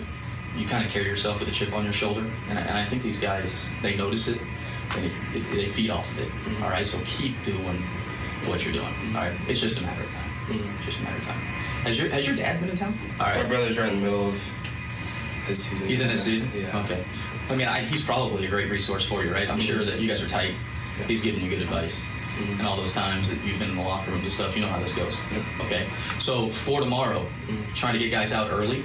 But first, tonight, I want you to call your dad. I want you to talk to him. And I want you to thank him for all the times that he's allowed you to come to the clubhouse, be on his pass list, let you hit with the big boys. That's pretty special. And it plays into a lot of what you're about. The second thing I want you to tell him is that now it's time for him to ask permission to be on Jackson Holliday's pass list because you're going to the big leagues. Awesome. Hell yeah. That's all right. Awesome. I'm fired up. I appreciate it. I'm fired up. You've been exceptional down here, brother. To be 20 years old, I appreciate to handle it. all this stuff, dude. That's awesome. Thank you. All right. Yep. Congratulations. Thank you. Call your dad. I will. That's cool. That's great. Oh, that's so cool. Yeah. The last Oriole to wear number 7 was in 1988. It was Billy Ripken. Oh. Cal just tweeted out congratulations to Jackson. And that's pretty cool. And that's great. Cal Ripken tweets something at you and said congratulations to joining the Orioles family. Yeah. So good for him, and he'll be fun to watch. The Orioles are in town in May. I think the Cubs are in town the series before, and the Red Sox are in town the series after. But I would think that we'll have a weekday series with the Orioles in town where a lot of people will be intrigued by coming out and seeing Jackson Holliday. I think everybody is. Everybody's been waiting for this moment. I was hoping that he was going to make the opening day roster for the Orioles, but they had other plans, and he was just absolutely tearing it up in the minors. So this was the right move for him to make. It seemed like a lot of the fans in Baltimore were really, really pushing for him to be there, and now it's finally happening. From all accounts, from people I talk with in the business, and they talk about Jackson Holliday, they said he was getting more attention than the veterans on either side. So they'd go play somebody and they'd want to go talk to player X or player X on their own team. And they said he got more attention than anybody every single day and handled it probably better than any single player that they saw. Veteran, rookie, whatever. They said it's like dealing with a seasoned veteran that understands that the media has a job to do. He's got everything that you're looking for. He's a polite young man. He's got all the skill in the world. He's got that worldly experience because of who his father is. The Orioles have a gem, and they have a guy that should be great for them for a long time. Looking forward to it. It's going to be fun to see. He's going to be one of the players I watch. I always look for other players, and that'll be one I watch. One of the things, Jamie, earlier today, Jamie Rivers, when we had him on, talked about the prank war going on with Marc-Andre Fleury and some other players. His former teammate Brandon Duhaime was the one he got in a prank war with. Marc-Andre Fleury called Flower. So what he did to Brandon Duhaime was he put his car on blocks and then he dumped an entire thing of potting soil on the roof of his car and then put flowers in the potting soil. And then just and he's obviously not a teammate with him anymore. He pulls through their parking garage. They had the attendants for the Avalanche help him do it. And he just pulls away and just laughing at the guy like, well, now you got to deal with it. So he just has an entire pile of soil on top of, I'm guessing, like an $80,000 SUV and things like that. Brandon Duhaime, by the way, not taking the prank very well. If you watch the video, he was pissed. Well, I guess so. You got to have money to do these pranks. He walked out because it's also he got them after their practice. So you're walking out after work. You just got done probably getting bag skated for all we know. And now you don't have a car to drive home. He was pissed. One time, the late great owner of the Blues, Mike Shanahan, had a guy come up on a Saturday morning saying, "Hey, do you need to buy any manure for your garden?" And Mike said, "No, but how much you got?" And he said, "I've got a whole dump truck load here." And Mike said, "You know what? my buddy across the street needs some. Why don't you just dump your dump truck in his driveway over there, and he'll take care of it later. Nice. A little stinky, a little messy, but That's so bad. probably neighbor not real happy, but you got to have a little sense of humor. Got to have some fun. Great job today by our producer, Board Up, and audio and video engineer, the one, the only Matthew Rocc. Thank you, sir. Pleasure. Brooke, did you have fun today? Yes. It was fun, wasn't it? It was. It was great. How about you, Danny? Always fun. Thank you, sir. Thank you. Thank you for tuning in, texting in, and being a part of the show. For all of us until tomorrow morning at 7. Have a great hump day, St. Louis. That's right.